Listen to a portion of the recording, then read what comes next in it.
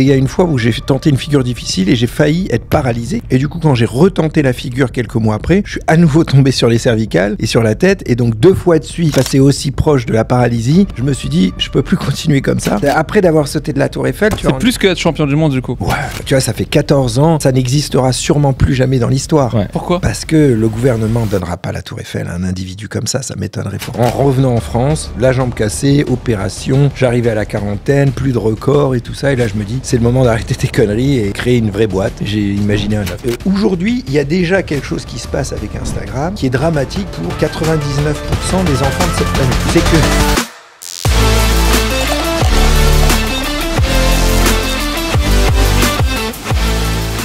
Bonsoir à toutes et à tous et bienvenue à l'épisode 4 de Cocktails Club. Alors ce soir... Ouais, 4. Putain, il arrête pas de me couper lui. Ce soir, un invité très spécial, un sportif, un entrepreneur de très haut niveau, un ami, depuis maintenant presque plus de 10 ans qu'on se connaît. Eh bien, j'ai l'honneur d'avoir Ty Chris avec nous. Ah, c'est cool. Ce soir. Ah, mon pote, écoute, très bien. Très bien, et toi ? Bah super, c'est cool d'être ici, on va passer un bon moment, discuter, parler start-up, c'est top. Magnifique. Ty Chris, entrepreneur, il a sauté de la Tour Eiffel en tant qu'entrepreneur du roller. C'est vrai, c'est vrai parce qu'à la fois j'ai fait le saut, mais à la fois j'ai monté l'événement. Ah mais oui, tu vas tout raconter et on va parler de ça. Il est aussi fondateur de On-Off, une très belle start-up. D'ailleurs, on a une backstory, Ty et moi, sur ce sujet-là. On en parlera. Et bien évidemment, celui qui est toujours là, qui répond toujours à l'appel, contrairement à l'autre, Rassem, l'émir algérien des startups françaises. Bah écoute, ravi d'être là. On est 4e épisode. On avait fait une sorte de défi avec Paul qui est pas là, de dire qu'on devait battre la stat et arriver au 4e ou 5e épisode. Ouais. Parce que la majorité des pods s'arrêtent à 3 ou 2 épisodes. Ah oui, en fait. 90% en fait. Ouais. Là, on vient de battre les stats. Donc on est là pour rester. Durer. Et alors aujourd'hui, en cocktails, parce que la dernière fois, on a oublié de dire quel cocktail on buvait. On a une caipirinha fraise. Pour moi. Pour Ty et pour moi aussi. Et un Virgin Cuba Libre pour Assel. Je valide, je confirme. Alors, le programme est très chargé. Hein ? Beaucoup d'actu et un invité de classe, quoi. On a énormément de choses à dire avec Ty. Alors, je sais que Ty est un peu pressé par le timing parce que il a des choses à faire hors de Paris. Lui, il bosse, tard. Quoi. Bah oui, il bosse. Il bosse contrairement à nous. Ty, vas-y, je te laisse te présenter. Et puis, on va go with the flow. Pour se présenter, c'est toujours difficile parce que c'est vrai que j'ai fait pas mal de choses. Alors, déjà, j'ai 48 ans et mes parents ont fait un challenge assez extrême de ne jamais me scolariser. Donc, j'ai jamais été à l'école, même pas une journée en maternelle. Wow. Père algérien, pour le coup, tiens, comme toi, je suis né en Algérie. Et ma mère grecque.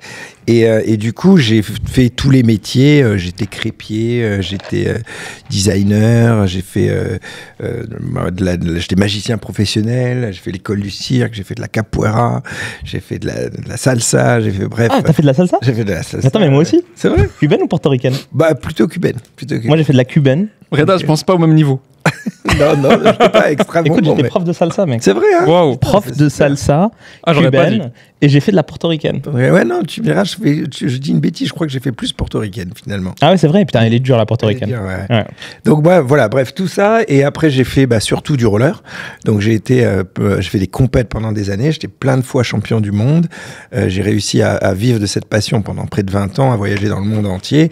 Et finalement, l'évolution logique, c'était de pas que faire des compètes, mais faire des records. Et donc, j'ai réussi à monter 2 records, un à la Tour Eiffel et un au Sacré-Cœur, où j'ai fait des sauts depuis la Tour Eiffel ou en longueur au Sacré-Cœur, qui ont été très diffusés devant 100 000 personnes, les télés du monde. Non mais c'est là la folie. Non mais c'est ça la folie, c'est que tu m'as raconté comment tu te préparais pour ces trucs de malade.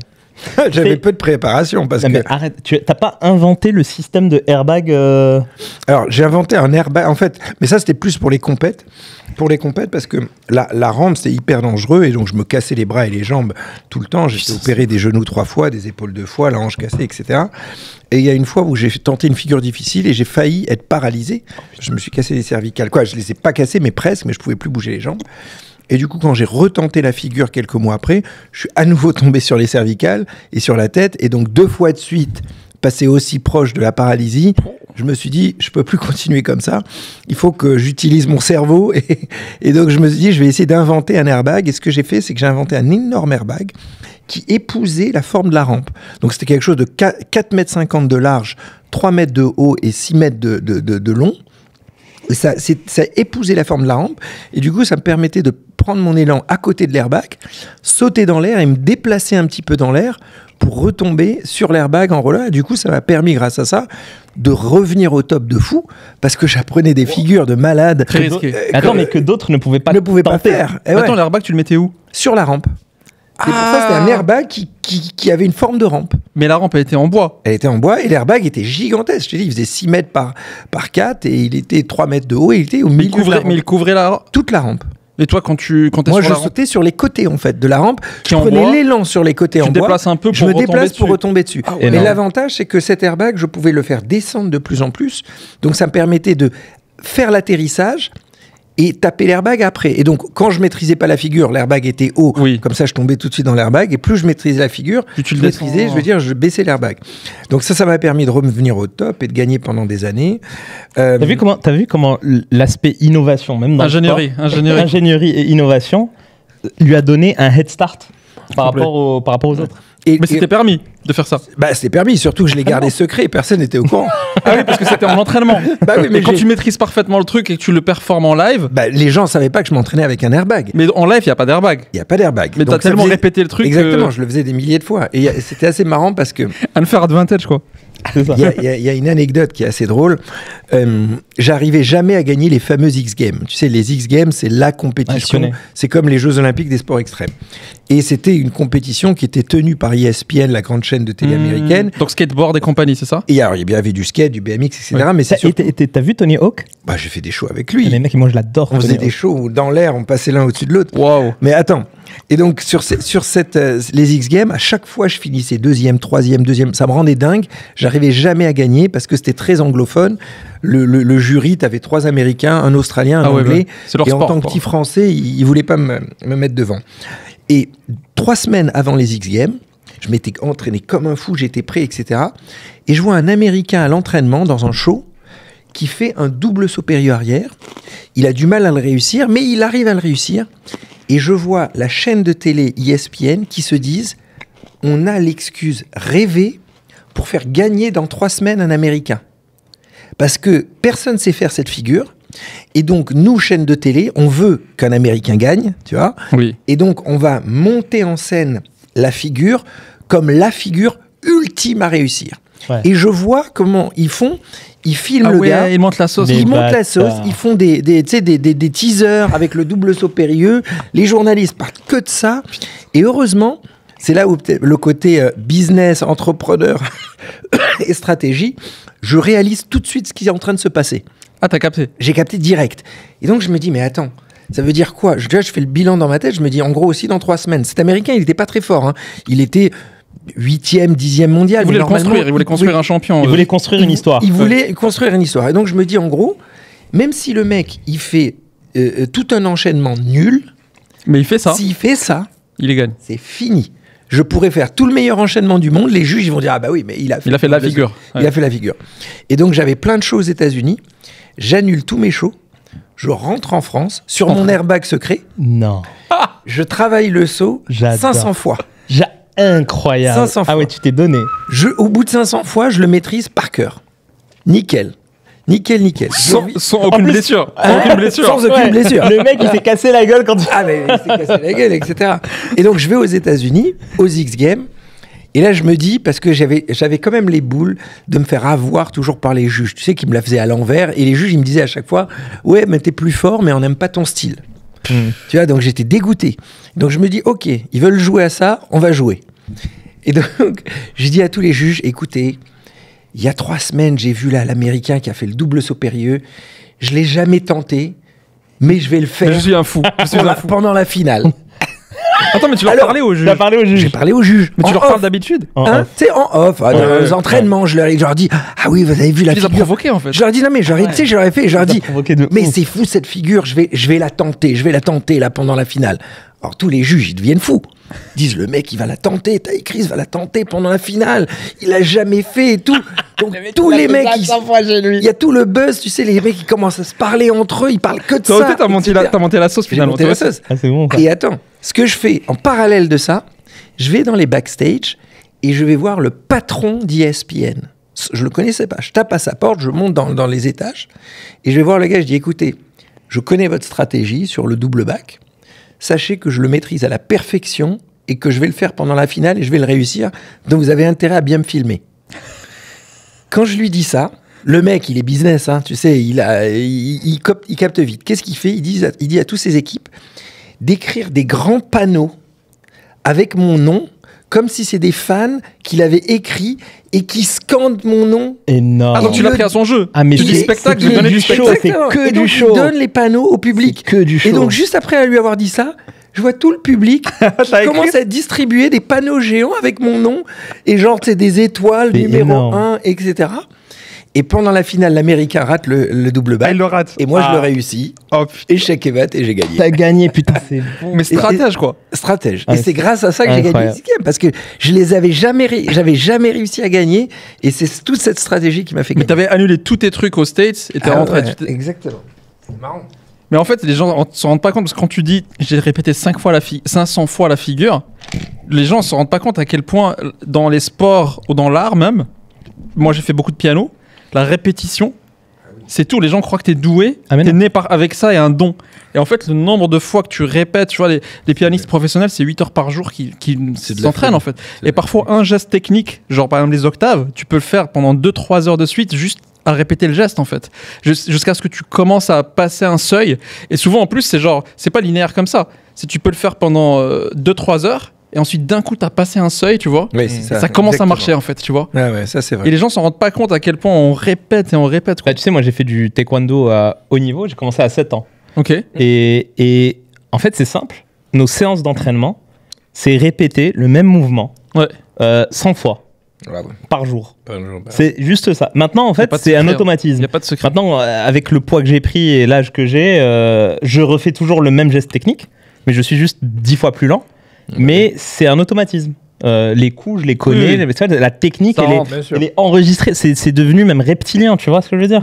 Mais en fait, c'est ça. Et les gens se rendent pas compte à quel point, effectivement, je suis d'accord avec toi, c'est la répétition, la répétition, la En fait, répétition. l'excellence, c'est une question de nombre d'heures, quoi, que tu mets dans De ça. persévérance. Et Ouais. d'intelligence dans le travail aussi. Oui, bien sûr. Bah, Bien là, sûr. pour le coup, c'est vrai que toi, tu les as tous dégommés parce que les rollerman tradis, ils avaient pas les airbags. Voilà. Du Après- coup, les mecs, ils se blessent en Alors, entraînement. c'est vrai, le seul truc, c'est que malheureusement pour moi, quelques années, genre 1 an après ou 2 ans après, Ça a fuité. il y a un gros centre aux États-Unis qui était le centre de gymnastique qui a inventé un système un peu similaire, beaucoup moins bien, Ouais. mais un peu similaire. Donc tous les champions pouvaient quand même s'entraîner là-bas et quand même tenter des figures sans risque.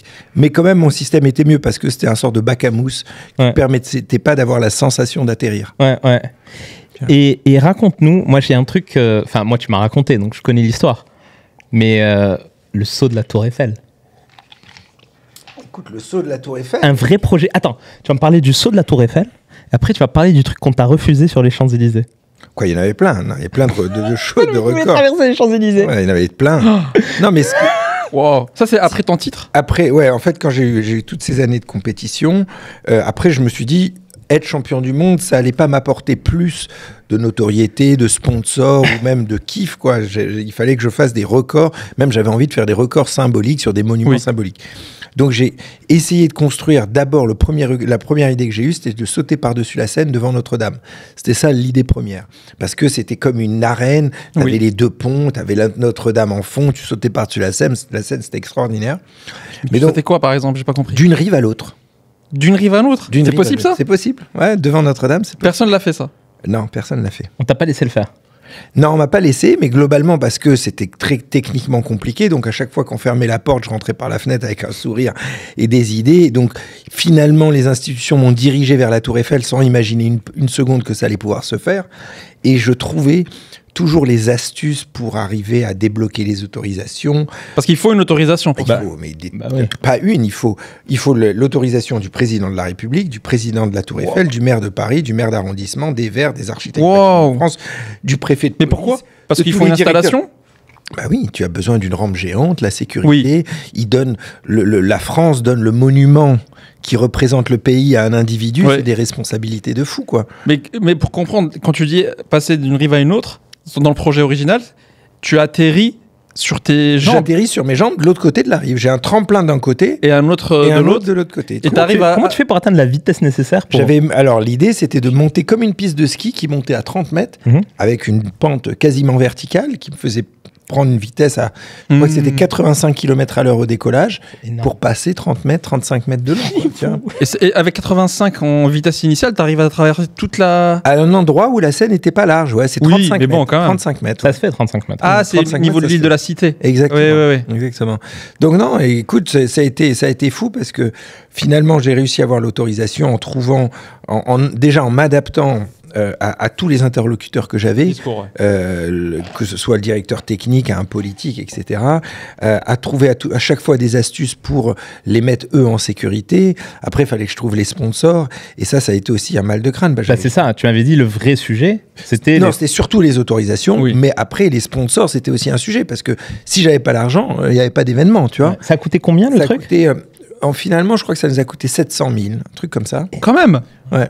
Et c'est Red Bull ou c'est qui finalement? Alors, c'était M6 Mobile qui a mis. Red Bull, ils adorent ce genre d'événement. Ouais, il y avait Red Bull aussi, mais ils ont mis un petit ticket. Je crois qu'ils ont mis, si je me rappelle bien, 100 000 ou 150 000 pour que je bois la canette avant de sauter, tu vois.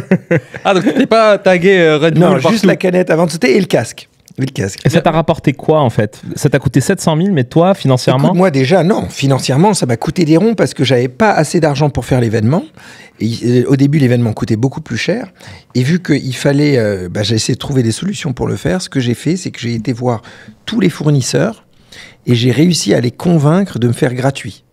Et donc ça, c'était incroyable parce que j'ai baissé le budget à convaincre les fournisseurs qui m'ont fait gratuit. Pam, pam, pam. Et donc grâce à ça, ça s'est rapproché. À la fin, il manquait 150 000 €. Moi, j'avais un sponsor qui me payait cette somme 1 an et demi après, mais c'était toutes mes économies. Et donc, j'ai dit au sponsor, vous avez mon image gratuite, mais s'il vous plaît, donnez-moi l'argent pour l'événement maintenant. Et donc, j'ai perdu, on va dire, toutes mes économies pour le faire. Mais je me suis dit, tu vois, un rêve n'a pas de prix. Et je me suis dit, au moins, comme ça, je l'aurais fait et j'aurais sauté de la tour Eiffel. Il y a un avant et un après. Tout le monde te connaît pour ça. Hein. C'est un truc incroyable. Après d'avoir sauté de la tour Eiffel, tu vois. C'est plus que être champion du monde, du coup. Ouais. Tu vois, ça fait 14 ans. Et de toute façon, ça n'existera sûrement plus jamais dans l'histoire. Ouais. Pourquoi? Parce que le gouvernement ne donnera pas la tour Eiffel à un individu comme ça m'étonnerait fort. Pour le risque ou juste pour l'image? Les deux, tu vois, le risque, l'image. En plus, maintenant, il y a des grandes protections en plexiglas, avec le plan visuel. C'est plus du tout le même... C'est compliqué. Non, c'est fou, c'est fou.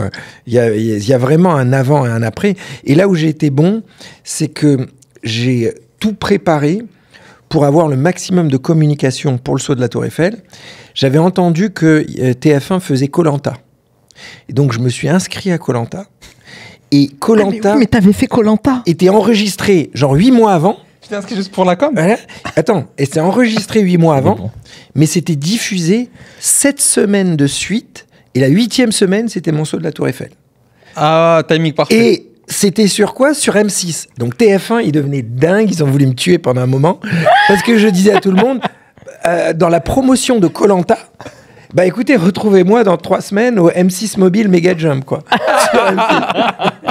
Ils étaient mais bon, ils m'ont pas tenu rigueur parce qu'après ils m'ont fait faire. Attends, et t'avais gagné Koh-Lanta ou pas? Non, Pékin Express, j'ai gagné. T'as gagné Pékin Express, t'as gagné Danse avec les stars? Non, j'étais finale de Danse. Attends, Koh-Lanta, c'est risqué, tu peux ne pas être accepté. Genre quand t'étais sûr de... Oui, non, j'étais pas du tout sûr. J'ai fait le casting, j'ai joué quoi? C'était un Koh-Lanta célébrité. Donc, si tu veux, ils prenaient quand même, mais il y avait beaucoup de célébrités qui voulaient le faire. Oui. Mais attends, est-ce que c'est cheaté Koh-Lanta? Non. Est-ce que vraiment t'as la dalle? Vraiment. Moi, j'ai perdu 8 kilos en 13 jours. Avec le riz, là. Ah ouais, on avait pas de riz. Et attends, et quand ils te disent... l'épreuve où ils t'emmènent à l'hôtel et tu te gaves de trucs hyper stylés, c'est... si tu gagnes une épreuve où t'as un plat, oui, tu gagnes une épreuve où et c'est vraiment le kiff, quoi. Mais t'as passé une journée où t'as mangé que du riz, là? Non, mais j'ai pas. On a démarré déjà avec 5 jours de jeûne, quoi. Avec que de l'eau, tu vois, t'arrives. Donc c'est pas du tout cheaté. Genre, ils vous laissent crever la dalle. T'as même pas, tu vois, pour te dire, t'as même pas de toilette. Bon, ça va. Non, mais, attends, il y a la mer. Pour ça va, il y a la mer. Oui, mais pour comprendre le niveau de pas te cheater, quoi. Tu vois ce que je veux dire? S'ils te disent, ils vont au point de pas te mettre papier toilette, t'as pas de toilette, t'as pas de miroir, je veux dire, c'est. Allez, c'est réel. Quoi. Ah putain. Ouais. Ouais, de l'eau quand même. Est-ce que tu as signé une clause pour dire ça à vie? Non. Un truc qui était marrant, c'était quand j'avais fait Pékin Express, j'ai été invité sur Europe 1 sur l'émission avec Baffy. Ouais. Et ce con de Baffy, il s'était renseigné et il savait que j'avais gagné. Ouais. Alors qu'on était au début de l'émission. Ouais. Il fallait surtout pas savoir que c'est moi qui ai gagné. Ouais. Et donc on démarre l'émission. Je vous présente Taï Chris, le gagnant de Pékin Express. Oh le bâtard. Il a spoilé. Alors, attends. Et donc moi j'essaye d'éviter. Et qu'est-ce qu'il fait toute l'émission? Il appelle des gens du public. Non. Pas du public, c'est des inconnus comme ça par téléphone. Alors écoutez, je vous appelle avec le gagnant de Pékin Express. Il a répété toute l'émission. Si vous voulez, je vous le passe au téléphone. Ça fait quoi d'avoir gagné? Il est con. Et il a essayé en plus carrément d'avoir le numéro de mes parents pour appeler mes parents parce qu'il s'est dit si j'appelle ses parents comme ça, ils vont vendre la mèche. Tu vois, mais heureusement, j'ai pas donné le numéro parce que mes parents, ils seraient tombés dans le piège, mais instantanément. Quoi. Oh là là, ça aurait flingué l'émission. Flingué l'émission. Je suis sorti de l'émission, j'ai appelé MC, j'ai dit putain, je suis désolé, je savais pas quoi faire, j'ai essayé. Ouais. Et du coup, tes économies, tu les mets sur ce saut-là, tu fais ce saut, et ensuite, genre, t'attendais un retour immédiat ou parce que après avec le temps. Non, j'attendais pas spécialement un retour immédiat, mais t'étais en mode déjà hyper satisfait de l'avoir fait. J'étais hyper satisfait et c'est vrai que ça a changé beaucoup de choses, tu vois. J'ai fait beaucoup de conférences après, etc. J'ai récupéré des sponsors. Qu'est-ce qu'il y a eu d'autre? Non, voilà. Après, pendant toute cette période, avant d'avoir fait le saut de la Tour Eiffel, moi, je faisais des cours de comédie pendant des années et je devais faire un long métrage qui a été annulé à la dernière minute. J'avais le premier rôle et du coup, après, j'ai écrit. C'était quoi le scénar? C'était un sort de Rocky version roller. C'est pas moi qui l'avais écrit, c'était un producteur qui l'avait écrit. Je me souviens du scénario que tu avais écrit, que tu m'avais envoyé. Ouais, je suis en train de le réécrire. En ce moment, je vais le faire l'année prochaine, sûrement. Ah ouais? Ouais. Là, j'ai pris un super scénariste, co-scénariste. On est en train de faire un travail incroyable. Il a écrit un truc de science-fiction. Ouais, faut pas dire ce que c'est. Pas de spoil. Ah, je vais pas spoiler, mais vraiment. Mais science-fiction. Non, mais vraiment, l'histoire est ouf. C'est vrai? Et là, avec ce qu'on est en train de réécrire, mais c'est. J'allais te demander. Attends, mais d'ailleurs, t'avais pas joué aussi dans un film avec Mila Kunis? Voilà, après, du coup, j'ai essayé de monter le film à Hollywood, ça n'a pas marché. Je me suis cassé la jambe sur un tournage de film avec les mecs qui ont créé Matrix et justement Mila Kunis et Channing Tatum. Et c'est là où, en revenant en France, la jambe cassée, opération, j'arrivais à la quarantaine, plus de records et tout ça. Et là, je me dis, c'est le moment d'arrêter tes conneries et créer une vraie boîte. Et j'ai imaginé un œuf. Alors, l'histoire de On-Off, mec. Alors, déjà... Taïg et moi, comment on s'est rencontrés? On s'est rencontrés via un ami qu'on a en commun qui s'appelle Serge Allen. Je sais pas si tu connais Serge. Serge, c'est le fondateur à l'époque de Toc Toc Toc. Ouais. Ça, c'est quand même fou qu'il ait pas réussi. C'est un truc de malade. C'était Deliveroo et Uber Eats. Il était en avance. Avant tout le monde. Ouais. Mais attends, Toc Toc Toc. Comment il a fait pour foirer ça? Je comprends pas. Je te dis. Vas-y. Il avait les chiffres. Bon, Serge, je vais t'envoyer la vidéo, comme ça tu regarderas. Il avait les chiffres de commandes. Il me disait, écoute Reda, 40% de mes achats, c'est Big Fernand. Tu te souviens de Big Fernand? Bien sûr. Big Fernand, les burgers. C'était les premiers hamburgers un peu gastronomiques et tout. Et en fait, il s'est rendu compte que la majorité de ses commandes, c'était la food.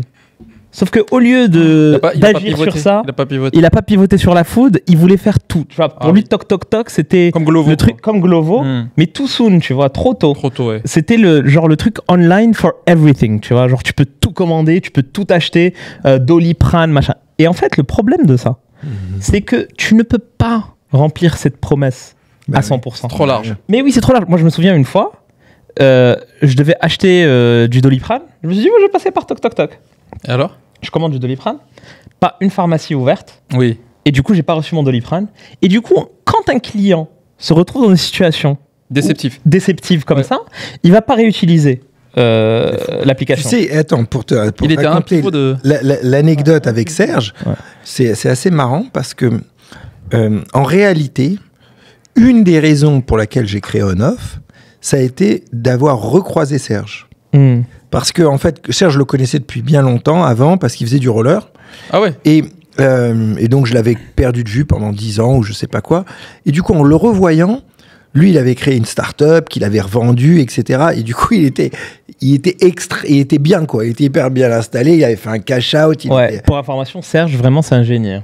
C'est un mec qui est très très bon. Qui est très bon. C'est un des associés de Fred Montagnon, Julien Romanetto. Il avait fait un truc qui s'appelle Nomao, qui était une machine à cash dans les années 2010.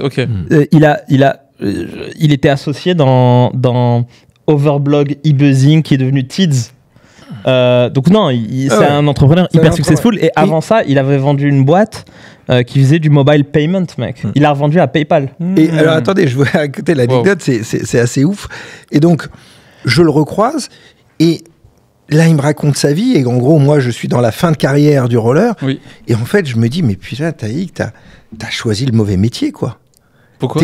Je me dis, mais attends, tu te retrouves à la quarantaine, t'as pas de thune de côté, tu dois avoir 10 000 € sur ton compte, tu croises ce pote qui fait du roller, qui est passé dans la tech, et finalement, lui, il a pris des millions, quoi, tu vois. C'est pas qu'une question d'argent, mais quand t'arrives à la quarantaine, t'as quand même besoin. Et donc, tout ça, ça me fait réfléchir. Et Serge, qui en créant Toc Toc Toc, il avait besoin d'une égérie.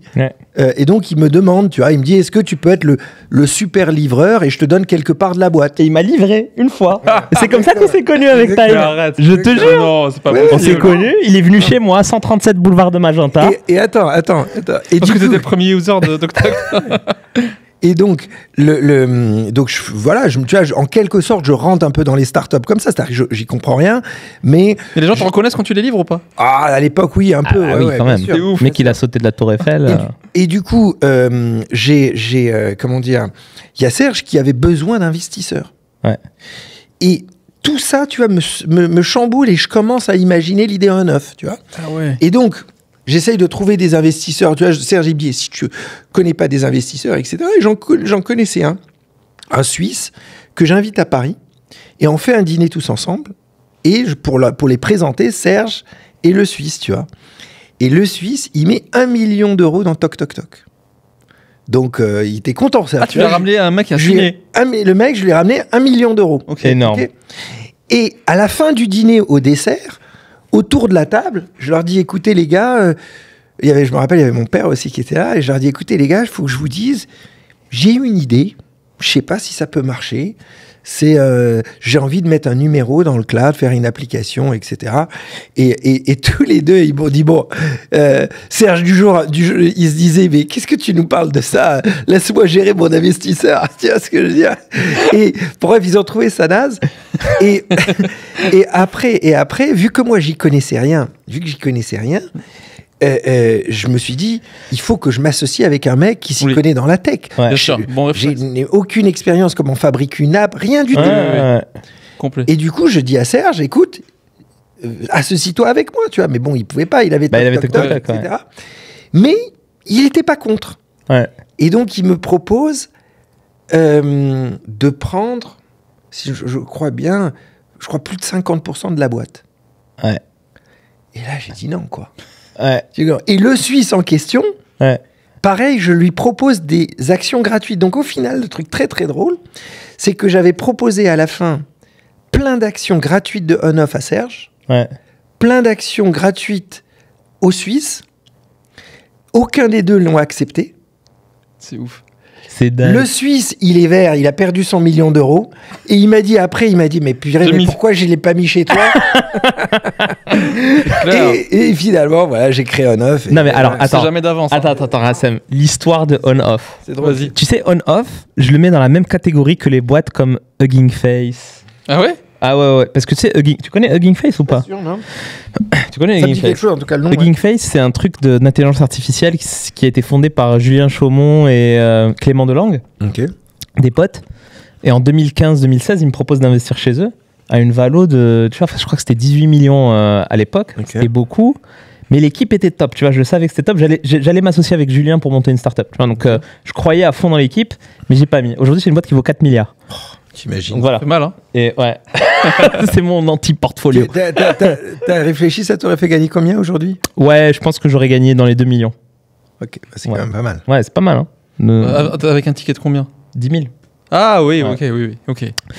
Et à l'époque, 2015-2016, mec, j'avais pas de thune. Hein. Oui, bien Donc, sûr, je me demandais. donc je m'étais vraiment, genre 10 000, c'était un quart du cash que j'avais. Tu t'exposais à fond. Je m'exposais beaucoup, tu vois. Finalement, je l'ai pas fait. Bon, voilà, je suis deg. Et on-off, je sais pas si tu te souviens, Taïg, le soir où tu m'avais invité chez toi et que tu m'as expliqué ton projet on-off et je t'ai dit, Taïg, tu fais du roller. Ah oui, mais je sais. Te lance pas dans un truc comme ça. Tu vas le présenter. Tu m'as dit, je vais le présenter à SFR. Je dis, présente pas à SFR. Ils vont te piquer l'idée, machin. Exactement. Et tu sais, j'ai dit vraiment, j'ai été vraiment un unbeliever, un non-believer de Taïg. Mais tout le monde. Vraiment. Serge aussi. Serge, je me rappelle, Ouais. il m'avait écrit un mail en disant, écoute, tu peux pas y arriver, tu sais, c'est pas ton métier, etc. Mais t'as trouvé ton associé tech ou pas finalement? Non, j'ai pas pris. Ah ouais, Il a recruté. T'as fait seul. Mec, j'ai fait seul. mec, il a fait des trucs. Mais honnêtement, moi, je suis halluciné. Très Enfin, dur, je suis ça, pas très halluciné. Maintenant, je sais. En fait, tu as l'âme d'un entrepreneur Ouais, et tu es un compétiteur. Et les compétiteurs se nourrissent des gens qui disent tu peux pas y arriver. ouais, Tu vois, moi, quand je lui ai dit tu vas pas y arriver, ça lui a donné de la force, tu vois. non, c'était même pas ça. C'est que c'est plus simple que ça. C'est-à-dire quand je suis fondamentalement, je crois en quelque chose. Quand il y a des gens qui n'y croient pas, finalement, ça ne réduit pas ma croyance. Moi, j'y crois, j'essaie au contraire de leur expliquer qu'ils ont tort et que moi, j'ai raison. Après, peut-être parfois c'est l'inverse, c'est moi qui ai tort, mais je le réaliserai après. Sur le moment, tant que j'y crois, j'y vais. Ouais. Non, mais t'avais raison. En fait, le projet, moi, je l'ai trouvé stylé quand tu me l'as pitché. C'était de le fabriquer. C'était le fabriquer qui était complexe. Impossible, Tu vois. ouais. C'était ça le truc. C'est compliqué. En plus, il a un brevet. Enfin, il a déposé un brevet, mec. J'ai déposé plusieurs. Parce que c'est une techno spéciale qui te permet d'avoir. Parce que quand tu utilises on-off, le numéro de téléphone, il appelle sur le réseau GSM. Oui. Appel natif. C'est un vrai appel natif. En parlant de brevet, il y a un brevet là que j'ai inventé dernièrement, que j'ai déposé pour toutes les applications de messagerie comme Telegram, Signal, WhatsApp, etc. Et ça fait très très très très mal. Parce que si par exemple WhatsApp le prendrait, ça leur ferait juste gagner 300 millions par mois. Ah ouais. Donc c'est un gros... En économie, tu parles? Non, en gain. En chiffre d'affaires? En chiffre d'affaires. Ok. Donc c'est très très lourd sans gâcher l'expérience utilisateur. Tu peux nous dire ce que c'est ou pas? Non, je vais pas vous le dire. Il n'est pas encore sorti? Non, il est déposé. Il est déposé. Maintenant, je commence les négociations, en tout cas avec toutes ces applications de messagerie. Ah, pour leur fournir ça. Moi, j'ai juste envie d'investir dans Taïg. Taïg. Ouais, au final, t'as investi sur l'homme, en fait. Toi. Si t'as une holding, moi, je mets de l'argent dedans. Je prends une part de tout ce que tu fais. Non, mais c'est top. Et du coup, alors là, on-off, il y a aussi des histoires dans on-off. T'as levé de fonds, ton SPV, tes investisseurs. Attends, mais le mec, vraiment. Alors là. La magie. Le problème, tu vois, en fait. Parce que c'est un entrepreneur débutant, il a fait toutes les conneries possibles et imaginables. En fait, même pas. Il y a quand même. Pas tant que ça. D'avoir une cap table de malade là. Oui, c'est même pas une connerie. C'est qu'aucun fonds voulait mettre 1 euro sur ma tête. Ouais, c'est vrai. Donc, j'avais pas le choix. Donc, en fait, le problème, c'est que. Au début, je me suis dit, j'ai fait un business plan, et je me suis dit, il faut que je lève 1 million d'euros pour fabriquer mon app. Et donc, vu qu'aucun fonds voulait mettre de l'argent, ce que j'ai fait, c'est que j'ai convaincu tout mon entourage, mon chirurgien, pote comptable, etc. Chirurgien pour les genoux, là. Ouais, exactement. Et en un mois, j'ai convaincu 22 personnes qui ont 1 000 millions d'euros. Ah ouais. Tu vois, et ça sur une valeur à 4 millions pré-monnaie. Donc 5 millions. Avant d'avoir rien fait. Rien, sur un PowerPoint. Ouais. Et donc, au début, je me suis dit, avec 1 million, je suis large. Ouais. Tu comprends? J'y connais rien. C'est un gros chiffre, quand même. Un gros chiffre, quoi. Tu vois. Et donc, je suis parti vivre en Estonie. C'est là où j'ai quitté la France et je suis parti vivre en Estonie. Et donc, je me suis rendu compte en 1 an, donc j'ai pris une équipe et j'ai commencé à fabriquer le produit. Et 1 an après, je commençais à peine à avoir un prototype qui marche. J'avais quasiment plus d'argent. Ouais. Et donc, je me suis dit, avant de vendre et pouvoir payer les 30 ou 40 personnes que j'avais au bureau, mais en fait, donc j'ai refait un business plan et je me suis dit, j'ai besoin de 2 millions d'euros de plus. Ouais. Sauf que je me suis dit, attends, si j'ai donné au premier tour 20% de la boîte, je me suis dit, mais attends, maintenant j'ai besoin 2 fois plus d'argent, il ne s'est pas passé grand-chose depuis 1 an, donc si j'ai déjà donné 20%, je vais donner finalement 60% de la boîte si on prend la même valo. Tu vois ce que je veux dire? Et c'était difficile d'argumenter une autre valeur. Et donc, le truc que j'ai imaginé, c'est de faire des obligations convertibles qui donnent un discount de 35%, bref, sur le prochain tour, avec un floor qui était au tour précédent. Et du coup, j'ai fait comme ça tous les mois des OC. Wow. Tous les mois. C'est pas une opération. Chaque jour, c'est plusieurs. Tous les jours, je faisais des OC. Tous les jours. Ouais. Mais quand je dis tous les jours, ça m'est arrivé. Levé perpétuel, quoi. Ça m'est arrivé. Il était en levée continue. Ça m'est arrivé de m'asseoir dans l'avion en écho sur une place qui n'est pas la mienne, en 2 heures de vol entre Tallinn et Paris, et le mec à mes côtés me donne 300 000 € à la fin du vol. Tu as bouffé le cerveau, quoi. Il lui a dit, j'ouvre la porte de l'avion, je saute de l'avion en roller. Si tu me signes 300 tout de suite. La difficulté qui était horrible, et ça c'était un des moments les plus durs, c'est que tout l'argent que je levais me permettait d'améliorer la tech et commencer à lancer le produit et commencer à avoir des utilisateurs, mais très très très loin d'avoir une rentabilité. Oui. Et donc en fait, et une des raisons pour laquelle je n'arrivais pas à vendre plus, c'est que le produit était instable, il manquait des fonctionnalités, etc. Oui. Et donc en fait, c'est le serpent qui se mord la queue.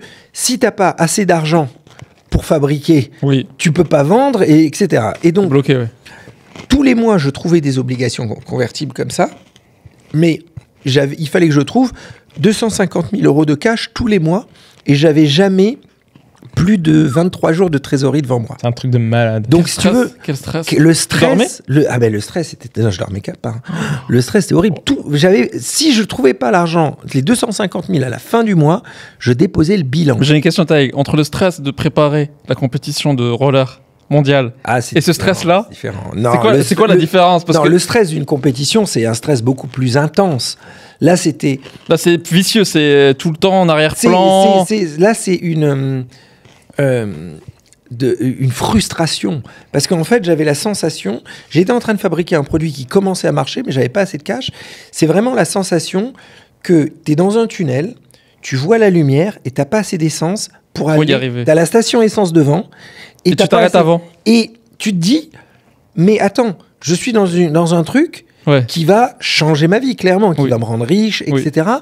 Et je vais perdre toute cette opportunité juste parce qu'il me manque 500 mètres, quoi. 500 mètres d'essence, quoi. Tu vois ce que je veux dire? Donc la frustration était horrible. Horrible. Mais bon, donc finalement, ça a marché. Et pour terminer sur les SPV, etc., donc j'ai convaincu comme ça 130 personnes, petit à petit, qui ont mis en tout 10 millions. Ah ouais. Tu vois, donc c'était beaucoup. Sur une durée de 4 ans. Ah ouais. Aucun fonds voulait mettre de l'argent. Aucun fonds. Ah non. Même quand tu as commencé à faire du revenu? Ah ouais, non, pour eux. Parce que le problème, c'est qu'avec les SPV, etc., ça compliquait ta boîte. C'est pas ça, c'est que la valo ne faisait que monter. Donc 20 millions, 30 millions, etc. Les mecs, les fonds, ils devenaient dingues. Ils disaient, maintenant, c'est quoi cette valo de malade, etc., etc. Et je leur dis, je suis désolé, j'ai des investisseurs qui ont payé, je peux pas vous faire une valo inférieure. Donc ça t'a fermé cette porte de fonds d'investissement. Exactement. Pas longtemps. Pendant 4 ans, quoi. Pendant 4 ans. 4 ans. Et donc, finalement, à la fin, j'ai trouvé des fonds qui voulaient bien investir. Mais très vite, j'ai compris qu'aucun des fonds voulait investir aux côtés 130 personnes. Et moi, en plus, je me rapprochais de la... 130 Business Angel. Il y avait 130 Business Angel. C'est une boîte cotée, ça. C'est la Captain. C'est clair. Et en plus, je me rapprochais de la minorité. C'est-à-dire, j'étais à 60% de la boîte. Donc, je me rendais bien compte que si je faisais une grosse levée de fonds, j'allais tomber en dessous des 51% et perdre le contrôle de la boîte. Et donc, qu'est-ce que j'ai fait? J'ai été voir tous mes 130 investisseurs. Je leur ai dit, écoutez, si on ne fait pas rentrer des fonds... Tu les connaissais tous par nom? Bah oui, je les avais personnellement convacus, un par un. C'est pas des... C'est pas énorme, 130. Ah oui, c'est pas... Mais tu vois, dans mon téléphone, j'ai 11 000 personnes que je connais. Donc, donc tu vois, j'ai vraiment une relation avec chacun d'entre eux. Et donc, en fait, j'ai été les voir, je leur ai dit, écoutez, s'il y a des fonds qui ne rentrent pas, j'arriverai pas à trouver tous les mois et on va faire faillite. On va tous perdre. Et vous allez tous perdre. Donc, il faut qu'on arrange la captable. Donc, ce que je vous demande, c'est de créer une filiale qui appartient à 100% à Neuf Télécom et on déplace les actifs, les licences, etc., les brevets, dans la filiale. Et les fonds, comme ça, investiront dans la filiale. Et avec ce mécanisme, j'ai récupéré instantanément 100% des droits de vote. Ils ont dit oui. Et ils ne pouvaient pas faire autrement, sinon ils perdaient leur argent. Tu leur as dit, si on ne fait pas ça, pas de levée. Pas de levée, on meurt. Oui, parce que les investisseurs voulaient pas mettre. Aucun investisseur voudra être aux côtés de 130 personnes. Bien sûr. Tu comprends? Et donc là, en plus, je leur ai dit, l'avantage, c'est qu'on se retrouve avec un fonds familial, amical, qui détient 100% de Neuf Télécom. Et donc, les petits actionnaires et moi, on sera tous toujours unis. Oui. Moi, je vais me défendre pour moi et pour eux, on sera vraiment ensemble et on sera propriétaires nous-mêmes d'un fonds. Peut-être t'es rentré dans un monde, genre, entre le malade. roller et rentrer dans tout ce monde à la fois technique, genre web. Financier, corporate. Financier, Et attends, le truc très très drôle, c'est que quand les fonds sont arrivés vraiment pour faire les packs d'actionnaires et qu'ils ont compris que j'avais 100% des droits de vote, ils sont devenus dingues. En fait, t'es devenu syndicat. T'as le syndicat. C'est lui le syndicat des BA. Exactement. Et tu représentes toi-même aussi. Donc tu représentes tout le monde. Je représente tout le monde. Et donc les fonds, ils ont dit, mais attends, non, nous on veut pas. On veut pas que le fondateur a autant de pouvoir. Tu comprends ce que je veux dire? On veut pas qu'il ait trop peu, mais on veut pas qu'il ait trop aussi. Exactement. Donc ils ont essayé avec les avocats. fonds, ils arrivent à des valos de ouf avec un fondateur qui a 100%. Des droits de vote, pas du capital, mais bon. Oui, des droits de vote. Ouais, des droits de vote. La gouvernance. Et donc, ce qui était marrant, c'est qu'ils ont essayé avec les avocats de casser cet SPV dans tous les sens avec des discussions sans fin, etc. Mais finalement, est-ce qu'ils ont essayé de reach out à certains des mecs de non, SPV? ils ne pouvaient pas. Parce que moi, j'étais dans une situation où personne dans la boîte avait plus de 3%. Okay. 2%, 3%. Donc, il fallait parler avec tellement de monde il fallait parler avec tellement de monde et les mecs se connaissaient pas, donc c'était mort. Donc bref, à la fin, ils ont accepté. Et finalement, c'était assez simple parce que les fonds avaient besoin de pouvoir me taper dessus si ça se passe mal, avec les bad liver et tout ce genre de choses, et les good liver. Et le fait que... donc les fonds, ils ont finalement demandé de renforcer le pack d'actionnaires en haut. Ouais. Et ils ont demandé à mes 130 BA de me donner encore plus de pouvoir. Oui. Pour pouvoir, eux, me taper dessus en cas de problème. Oh. Tu comprends ce que je veux dire? Intéressant. Donc tu as une gouvernance à 2 niveaux. Ouais. Donc voilà. Donc, ils ont agi sur la gouvernance de la... Exactement, ils ont dit, ok, c'est toi qui contrôles tout, donc on veut que tu contrôles vraiment tout. Et par contre, nous, on te met des systèmes de bad liver, good liver, etc. Comme ça, on peut taper dessus. Et c'est sain, finalement, pour tout le monde. Et au moins, on est dans une situation, ce qui est très, très agréable. Pour ceux qui ne comprennent pas, bad liver, good liver, je ne sais pas si on l'a déjà expliqué. Non. Mais en fait, c'est une clause qui se met dans un pacte d'actionnaires, pacte d'associés, où en gros, si l'entrepreneur ne se comporte pas correctement, se barre, machin, pique dans la caisse, est condamné, voilà. Des fautes, quoi. Bah, en fait, c'est une faute. Il peut perdre ses actions à un prix qui est prédéterminé. Globalement, le prix plancher, c'est une façon pour que les fonds s'assurent que le gars ne va pas faire n'importe quoi, etc. C'est ça. Et chaque année, je pense qu'ils valident quand même une partie de ses actions. C'est genre 25% là, au bout d'un an qui sont validés. Voilà, Ils peuvent plus y toucher. En fait, au bout de 4 ans, en règle générale, tu vestes toutes tes actions. Tu peux plus être puni. C'est si jamais c'est eux qui te sortent pour une raison ou une autre. C'est pas de ton fait, mais c'est eux de leur fait. En général, c'est plus soft que bad liver. Ou si tu meurs ou il y a un truc qui t'arrive, en fait, c'est pas de ta faute, quoi. Bien sûr. Bon, en tout cas, non, le truc qui était très très bien aussi avec cette structure, c'est que, si tu veux, quand tu es fondateur dans une boîte, tu as tes fonds qui sont en quelque sorte un peu tes patrons, parce que c'est eux qui ont mis la thune, et toi, tu es le fondateur, et tu as la discussion entre un fonds et un fondateur. Là, j'étais le fondateur et le président, mais également le patron d'un fonds également. Ouais. Qui détenait en plus 3 fois plus de parts que mes 3 fonds réunis. Oui. Donc en fait, quand un fonds me disait « Ah bah moi, je veux tel truc dans le pack », je lui dis « Bah très bien, moi aussi je suis un fonds. Je le veux aussi. » Et donc, si tu veux, ce qui était bien, c'est que ça permettait d'avoir une discussion d'égal à égal. Ouais, je vois ce que tu veux dire. De fond à fond. Très intéressant. Très très bonne stratégie. Et t'as levé combien avec eux du coup 10 millions. Ok. Et on-off, pour ceux qui connaissent pas, ça fait alors on-off, qu'est-ce que c'est C'est vrai. Je me souviens la première fois que tu m'avais pitché. Ouais. Bah c'est très ça a changé ou pas? Ça a vraiment comment il va le pitcher. Putain, j'arrête pas de tousser, désolé. On-off, c'est tout simple, c'est une application mobile qui se télécharge sur l'Apple Store et le Google Store qui permet d'avoir un deuxième numéro, un deuxième 06 en un clic sur son portable. Donc, il y a 3 gros cas d'usage. Soit c'est des gens qui veulent un numéro pro et donc ils veulent pas acheter une deuxième carte SIM, etc. Soit c'est des gens qui vendent la voiture sur le bon coin. Soit des gens qui utilisent le numéro pour de la drague, se créer un deuxième WhatsApp ou ce genre de choses. Mais en très, très, très grande majorité, à plus de 70%, c'est vraiment des pros. Et donc, l'avantage, c'est qu'à la différence des eSIM, etc., la eSIM t'oblige à acheter les minutes, les SMS, etc. Là, tu achètes que le numéro. Et donc, tu peux te prendre un 06 français, mais aussi un numéro belge, américain, anglais. C'est illimité après. Attends. J'ai découvert un petit truc coquin que vous faisiez. l'achat des numéros a un prix différent en fonction des pays où tu te trouves. Parce que, je te dis, Pas mal. Story, Pas mal. True Et story. même mieux, on fait un story. système de roaming. Je vais t'expliquer après. Au Maroc, j'ai ma mère qui me dit ouais, j'aimerais bien avoir un numéro français. Je dis ok, tranquille, on-off. Mec, 16 € par mois, le truc. Alors qu'en France, tu veux un numéro français, c'est quoi? C'est 2 balles. Ah oui, C'est 2 balles. Non, c'est un peu plus maintenant, mais tu vois, en fait, pourquoi on Pas a fait mal. ça? Parce qu'on s'est dit, par exemple, un Américain qui vit là-bas, lui, il veut le numéro américain au prix local américain. Classique. Par contre, s'il prend un numéro français, c'est Le plus prix marché rare. n'est pas le même. Le prix du marché n'est pas ouais. le même. Ouais. Et à l'inverse, le français, pareil. il Oui, veut c'est le prix numéro marché, américain, ouais. tu vois, Non, mais là, c'est on parle fait du comme Maroc ça. là. Oui, mais c'est pareil. C'est vrai, tu devrais faire une exception peut-être pour le Maghreb. Donne-moi un code de réduction. Non, mais quand t'es en Algérie, c'est gratuit ou pas? Vous êtes bon. Donc attends, pour terminer, donc sur on-off, donc ça c'est la version, on va dire B2C. En réalité, c'est plus du prosumer. Oui. Cette version, elle est super parce elle tourne vraiment bien. On a une super croissance. On fait près de 20 millions de CA quasiment sur cette version, tu vois. Donc c'est vraiment super. Non mais c'est magnifique. Et on a lancé, c'est fin de l'année dernière, enfin on-off business, où là c'est un peu un AirCall, un ring over, Oui. ring central, Dialpad, c'est des solutions assez similaires à toutes ces boîtes. Et donc, qu'est-ce que ça fait? Ça te donne des numéros fixes ou des numéros mobiles et tu les connectes avec tous les CRM, Pipedrive, Salesforce, Hotspot, t'enregistres les appels, des analytics, des systèmes de call forward. Ah ouais, c'est beaucoup de features ça c'est quand même. hein. beaucoup de grosses Attends, mais features. je me C'est souviens le complexe jour, à développer ça. tu te souviens le jour on où a tu dépensé m'avais vraiment beaucoup. tu m'avais pour ça. montré c'est lui en plus qui faisait les designs hein. Ouais, je fais toujours. Jusqu'à C'est aujourd'hui. bien designé, hein. Mec, je te jure, Là, on ça a lui- les nouvelles versions qui vont c'est pas une blague, c'est lui qui faisait les designs. Wow. Il faisait les designs sur Sketch. Ouais. Des designs sur Maintenant, on est Sketch. passé sur Figma. Ouais, mais- bien Et il me sûr. montrait ses designs sur Sketch. Je disais putain, mais c'est beaucoup de features ça. Ouais. C'est- Ouais. Non, c'est canon. Et du coup, la solution B2B, elle grandit bien. Hein. Tu vois, on a déjà 2 millions d'ARR, on vient de lancer. Et on a une croissance de près de 80% par an. Donc ça. Non, mais c'est un super produit. Nous-mêmes, on l'utilise. Hein. Et t'es devenu rentable.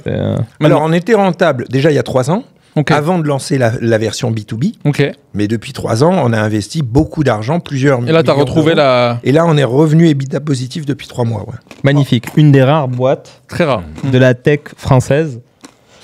Rentable, hein. Clairement. Alors, on n'a pas levé depuis quand même 4 ans. Hein. On n'a pas levé depuis 4-5 ans. Parce que aussi, même si on a des fonds qui sont rentrés, si c'était juste de lever 10 millions à des valos à la con, c'est pas intéressant. On a préféré faire du prêt bancaire. Soit on lève un 40 millions, un 50 millions, on change la boîte. Et étonnamment, les fonds ont été bêtes. Ils n'ont pas compris qu'on va créer un jour ou l'autre une $1 billion compagnie. Mais du coup, on a préféré faire des prêts bancaires, grandir par Pas mal. nous-mêmes. Et quand on fera une levée, ça sera 40, 50 millions Oui. pour accélérer. Ah, mais tu vois. c'est des economics qui sont ultra saines. Le truc, il est EBITDA positif. Moi, je me souviens, à l'époque, tu montrais déjà la quantité de revenus que vous génériez via Apple Store, enfin, via Alors, on l'App est Store. toujours dans le top 10 des apps les plus rentables en France, Ah ouais. d'Apple. Qui donne le plus d'argent à Apple.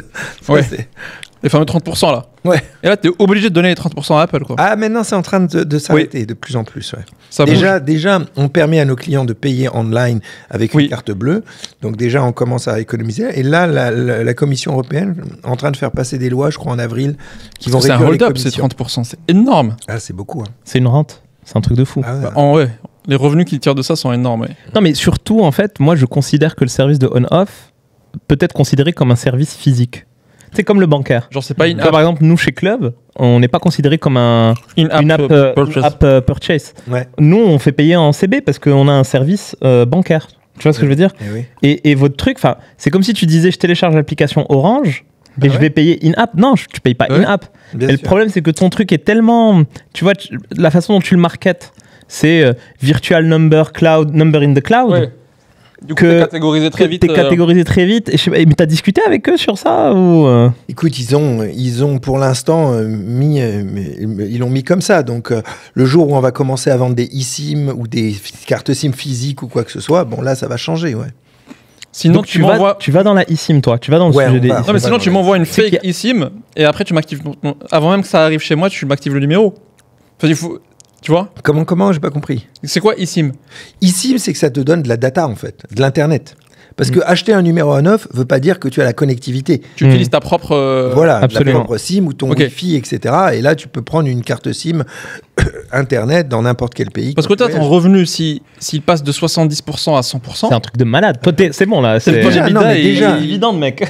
Non, mais déjà, ce qu'a annoncé Apple, là, ce qui est en train de passer en avril, ça va réduire fortement, normalement, ça va nous faire un gap, je pense, au moins de 50 000 euros par mois de plus. Hein. En fait, tes 30%, c'est limite ta masse, presque l'équivalent de ta masse salariale en quantité. Oui, C'est la plus grande ligne de coût que tu as, en fait.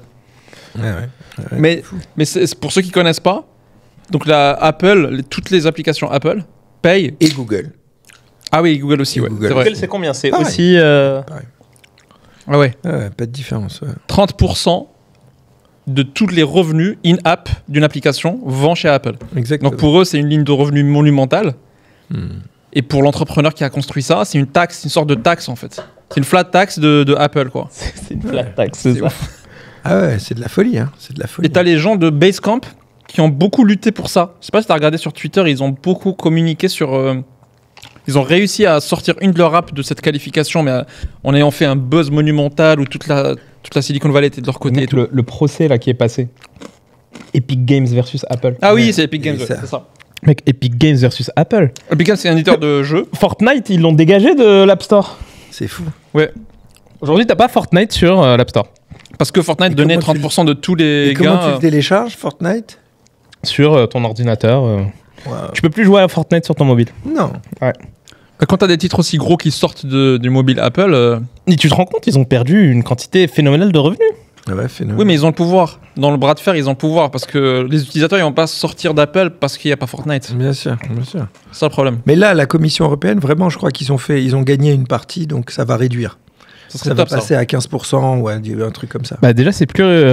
Ah, c'est énorme, 15% de plus dans la marge, c'est clair.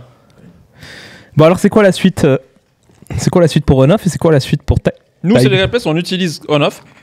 C'est vrai. Ouais, Ah, il y a bah, des c'est sales cool. qui utilisent on-off. Ah, super. Et je sais pas si on utilise la version...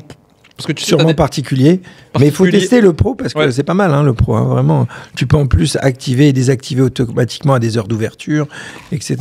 Non, c'est vraiment. T'as des bien. codes de réduction que tu peux partager aux membres Écoute, j'en ai pas, mais je crois On qu'on est off. en train d'en faire. Je crois qu'on est en train d'en faire des systèmes de réduction, de parrainage. Justement, on a une nouvelle directrice marketing qui est en train de préparer ce genre de choses. Donc, je te dirai. La prochaine fois, je te dirai. Si d'ici que cet épisode est diffusé, Ouais, tu as on un le, code, on le mettra en bas. on le mettra. Bien sûr, bien sûr. Écoute, non, la suite, plein de choses.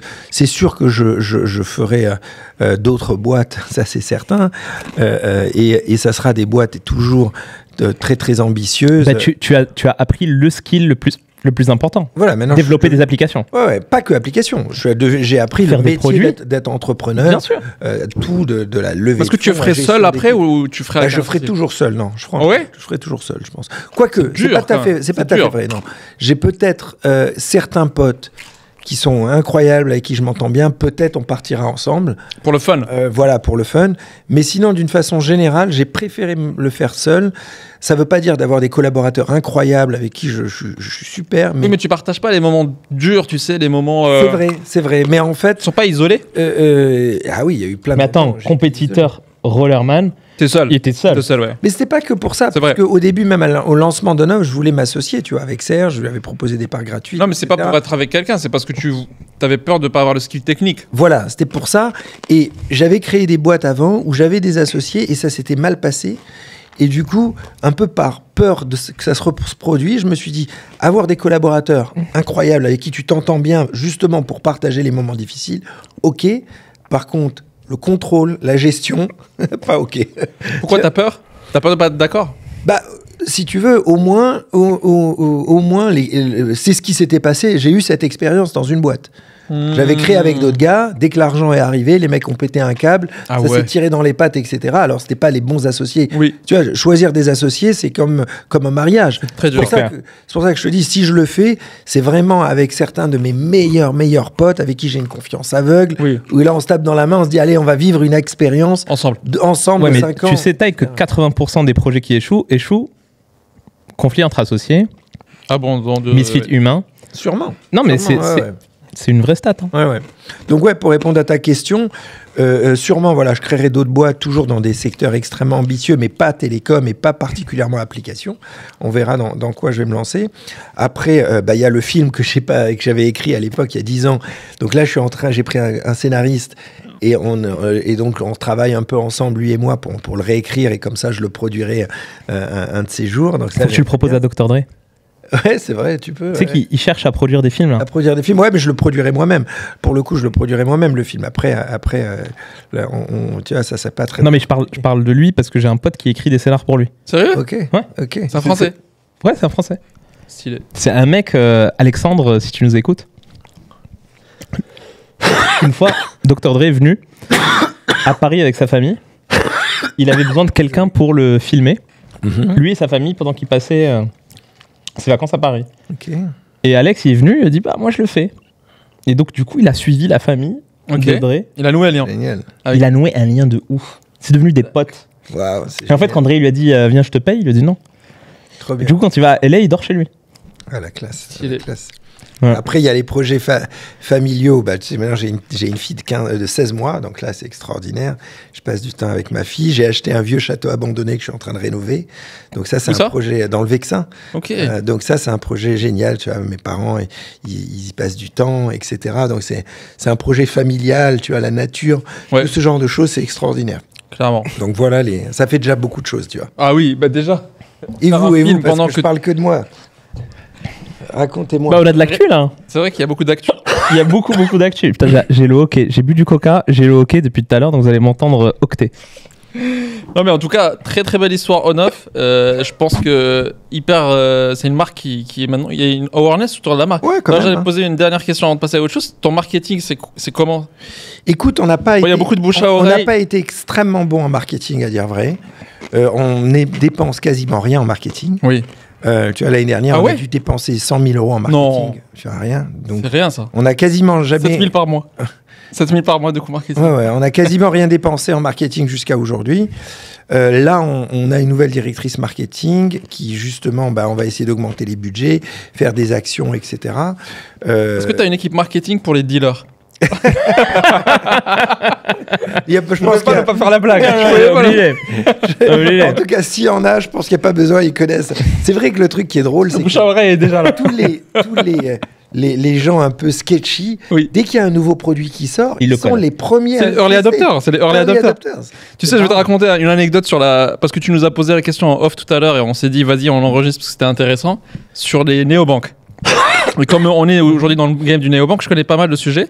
Et en fait, quand Conto avait lancé la partie pro des néobanques, donc avant il y avait Revolut, etc. pour les particuliers, et en France, Conto a été un des premiers à lancer ça. Le KYC de Conto était là beaucoup plus faible qu'une banque, naturellement. Oui. Du coup, une des KYB. KYC, ouais.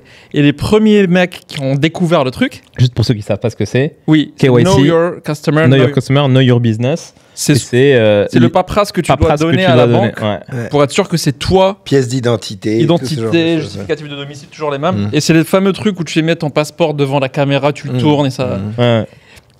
Et en fait, il y avait naturellement, c'était beaucoup plus faible, etc. Et c'était de l'apprentissage. Et donc, une grosse partie de leur croissance venait de mecs qui étaient fraudeurs, entre guillemets. Des gens C'est fou. Ouais. Et une fois, on discutait et on parlait de NPS avec eux. Et on lui disait, ouais, le NPS, c'est très important. Il faut vraiment que l'expérience client soit incroyable. Et nous, on a une culture NPS et tout, y compris pour les fraudeurs. Et là, je me suis dit, mais je comprenais pas trop. Après, j'ai compris. Quand on a lancé, nous, la partie compte pro de Legal Place, on commençait à avoir des gens qui venaient au bureau, mais hyper vénères. C'est-à-dire qu'ils frappaient à la porte et ils étaient vénères. Et en fait, c'est des gens qu'on a coupés parce que la fraude a détecté que les mecs, ils passaient plus les filtres. Du coup, tu leur fermes le compte tout de suite. Sauf qu'il y a quelques jours de latence entre l'argent chez toi. Ils ont peut-être 10 000 euros sur leur compte, tu dois leur virer sur leur autre compte. Ils doivent te donner leur compte et le RIB. Sauf que eux, ils ont une parano, ils se disent, mais mon argent, c'est peut-être tout leur argent en fait. Tu vois, ils ont peut-être 20 000 balles chez toi. Ils se disent, ils vont me l'arnaquer, ils vont me le prendre, c'est sûr, parce que c'est les mecs du web, je les connais pas, c'est pas Société Générale, tu vois. Et donc les mecs, ils viennent stressés, vénères, ils veulent te tabasser. Et c'est pour ça que l'expérience client, même pour ces gars-là, elle doit être très bien. Pour pas te faire Pour tabasser. pas qu'ils viennent chez toi, parce qu'ils peuvent même venir à ta maison, en fait, parce qu'ils cherchent ton adresse. Et c'est déjà arrivé, ils viennent chez le founder. Et donc, c'est hyper... c'est dangereux comme métier. mais donc, ça, c'était l'histoire de, comme tu disais, les early adopters. Très vite, il y a un bouche à oreille énorme entre les mecs qui sont un peu en dehors des... Tu vois, sentiers battus. Parce que eux, ils se parlent beaucoup entre eux. Dès qu'il y a une faille qui est trouvée, t'imagines tous les forums, tous les trucs, ils se balancent. C'est leur business. Oui. Bah mec, une fois je t'avais envoyé un screenshot du gars qui m'avait appelé. Une fois je reçois tu sais les scammers, phishing. Oui. Je reçois un SMS, machin, je sais pas trop quoi, une livraison. Oui. Et je reçois un appel. Yeah. Avec quelqu'un qui me dit oui, monsieur Bereilly, blablabla, voici le code. Vous allez recevoir un code pour confirmer, je sais pas trop quoi. Et en fait, les mecs, ils voulaient me faire une arnaque SIM swap et compagnie. Et en fait, j'ai vraiment eu des sueurs froides parce que j'ai failli. Enfin, bon, après, quand même, sécurité, je ne vais pas avoir sur ce genre de truc. Et du coup, je comprends, je commence à discuter avec eux. Je dis, bon, vous êtes des escrocs en fait. Et là, boum, ils raccrochent. Et là, je vois le numéro. Je copie-colle sur Google le numéro. Et ça me dit on-off, machin, tout ça. Comment il peut savoir? En fait, Google, il sait que c'est Parce on. qu'il y a des gens en fait qui se sont fait avoir par ce numéro. Ah, Et les gens, ils ont dit c'est un d'accord. numéro on-off, machin. Et du coup, je te l'ai envoyé. Je sais pas si. Ouais. Non, mais de toute façon, quand tu es dans les télécoms, moi je discutais, j'avais été Oui. chez SFR, etc. Ils ont tous des services de réquisition judiciaire, etc., où ils gèrent les fraudes, etc. Et ils voient passer des trucs. C'est quoi le truc Oui. le plus ouf qui t'est Non, passé chez le vous truc qui nous est arrivé, mais ça arrivait à tous les opérateurs. J'en avais discuté justement avec le service fraude d'SFR et de Bouygues. Évidemment, ça arrive à tout le monde. Quand il y a vraiment une urgence, un problème grave, c'est mon portable qui sonne. Donc les flics, ils peuvent m'appeler directement sur mon portable à 3h du matin Ah ouais. s'il y a un problème, tu vois. Et donc, ça m'est arrivé, ça a dû m'arriver 2 fois ou 3 fois. Donc 2h, 3h du matin, Reda, petit selfie. 2h, 3h du matin, les flics, ils m'appellent, ils me disent, écoutez, ou les pompiers. Je crois qu'une fois, c'était les pompiers, c'est ça? Ça, c'est chez On-Off. Ouais. Et du coup, ils me disent, écoutez, on vous appelle en extrême urgence parce que il y a une personne qui est en danger de mort. Donc évidemment, on prend au sérieux, quoi, tu vois. Et je dis, ok, très bien. Alors moi, évidemment, je peux pas agir tant que j'ai pas de réquisition judiciaire officielle. Donc je leur dis, écoutez, voici l'adresse email, envoyez-moi tout de suite la réquisition judiciaire. Donc ils nous envoient avec le juge, etc. Mais on fait le branle-bas de combat parce que danger de mort, quoi, tu vois. Il faut réagir très vite. La personne va se suicider. Il faut tout de suite la détecter où elle est, etc., etc. Et du coup, après, quand on vérifie, on se rend compte qu'en fait, le mec, il est au Bénin, quoi. C'était quoi l'histoire alors? Et en gros, l'histoire, mais c'est horrible, hein, les gens, ils sont vraiment, c'est des salauds. Hein. Y a certaines personnes qui créent une relation de soi-disant couple avec quelqu'un Ah ouais. un peu En virtuel. virtuel. Un peu vulnérable. Vulnérable. Ouais. Et Ça s'appelle pendant les des- brouteurs, non? et, Ça s'appelle les brouteurs. Je sais pas. Non. et donc, pendant des mois et des mois, il parle avec cette personne. Créer un lien affectif. Et dans la relation, il commence à dégrader la relation en disant, écoute, j'ai des problèmes. Et si, je sais pas, ma fille doit se faire opérer, je C'est sais comme pas. le mec de Tinder, là, l'arnaqueur de Tinder. Voilà. Et globalement, ils disent, Je suis en danger, vas-y. si je trouve pas de l'argent tout de suite, Je me suicide. je me suicide. Et donc, la personne en question appelle les pompiers ou la police en disant, écoutez, Help. elle va se suicider tout de suite. Et donc, la situation qui m'est arrivée une fois, celle-là, elle était assez comique, parce que quand j'ai réalisé, une fois que j'avais la réquisition judiciaire, on a réalisé avec mes équipes que c'était quelqu'un au Bénin. Donc, la police m'a rappelé, et je leur ai dit, mettez-moi la personne au téléphone. Et donc, j'ai dit à la personne, est-ce que vous avez déjà vu physiquement cette personne en face de vous? La personne me dit, mais non, mais je la connais très très bien, bien sûr. Je dis, attendez, répondez à ma question. Physiquement, vous l'avez déjà vu ou pas? Non. Je dis, parce que faut que je vous dise, Terrible. tous les mois d'échanges de messages, les photos sûrement que vous lui avez envoyées, j'en sais rien, quoi. Mais Oui. on regarde pas les messages, évidemment, les gens de la confidentialité, mais j'imagine bien que s'il y a une relation amoureuse, ils se parlent. Et je dis, bah, en fait, vous devez parler, je pense pas à une femme, c'est sûrement un homme. Wow. Et il est au Bénin. Ouais. Ça doit arriver tous les jours. Ça. Ouais, tous les jours. Tous les jours. T'as vu le procès dramatique. de Facebook là, pas le procès, mais il a été écouté devant le congrès Mark Zuckerberg. Ouais. Et comme ils adorent le spectacle, les Américains, ils ont ramené des familles de victimes d'enfants qui ont été cyberharcèlement et tout. Et ils ont demandé à Mark Zuckerberg en live, ils ont dit vous voyez les familles là, est-ce que vous pouvez vous excuser, genre de je sais pas quoi, d'avoir créé Facebook auprès de ces familles-là, parce qu'ils ont été... Et le mec, il se lève. T'as vu cette vidéo? Il faut qu'on la mette. Elle est énorme. J'ai vu. Il se lève et il assume entièrement le truc. Il se lève, il se retourne vers eux, il dit il suis pas assumé complètement. Non, pas assumé, mais je veux dire, il a eu les nerfs de s'excuser en live. C'est une situation un peu dégradante. T'imagines? Ouais, mais du coup, est-ce que... Il a pas assumé en mode c'est ma faute. C'est ça que tu veux dire? Ouais, voilà. Oui, bien sûr. Il a pas voulu indemniser les victimes, etc., tu vois. Ouais. Quel est le niveau de responsabilité pour quelqu'un qui a développé une technologie? Je pense qu'il y a une grosse responsabilité. C'est vrai? Je vais te dire pourquoi. Le cas Facebook, tu parles, hein? Non, tous les réseaux sociaux, là, ils ont une grosse responsabilité. Pourquoi? Parce que je connais pas les stats, mais ça m'étonnerait que 100% des gens qui utilisent Instagram, TikTok, etc., ont plus de 16 ans. En réalité, c'est Pipoland. Toutes les gamines, tous les gamins, ils téléchargent. C'est marqué est-ce que vous avez plus de 16 ans? Si oui, cochez là et next, etc. Donc ça veut dire que tu as des gamines et des gamins qui utilisent ce réseau social. Oui. Et les gens qui se sont suicidés, c'est parce qu'ils ont de l'harcèlement. Ils ont été attrapés par des pédophiles, etc. Il y a tout le bordel. Et en fait, bien sûr qu'il y a des gens à plus de 16 ans à qui c'est arrivé, c'est dramatique, mais quand c'est des gens qui ont moins de 16 ans, c'est vraiment catastrophique.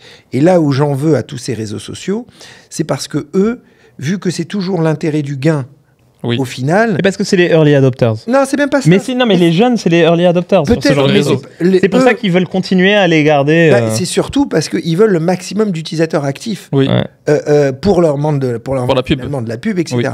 Alors qu'ils pourraient très bien faire des KYC exactement à la bancaire. Et donc, globalement, si tu n'as pas plus de 16 ans, tu ne pourras pas l'utiliser parce que tu as scanné ton passeport, etc.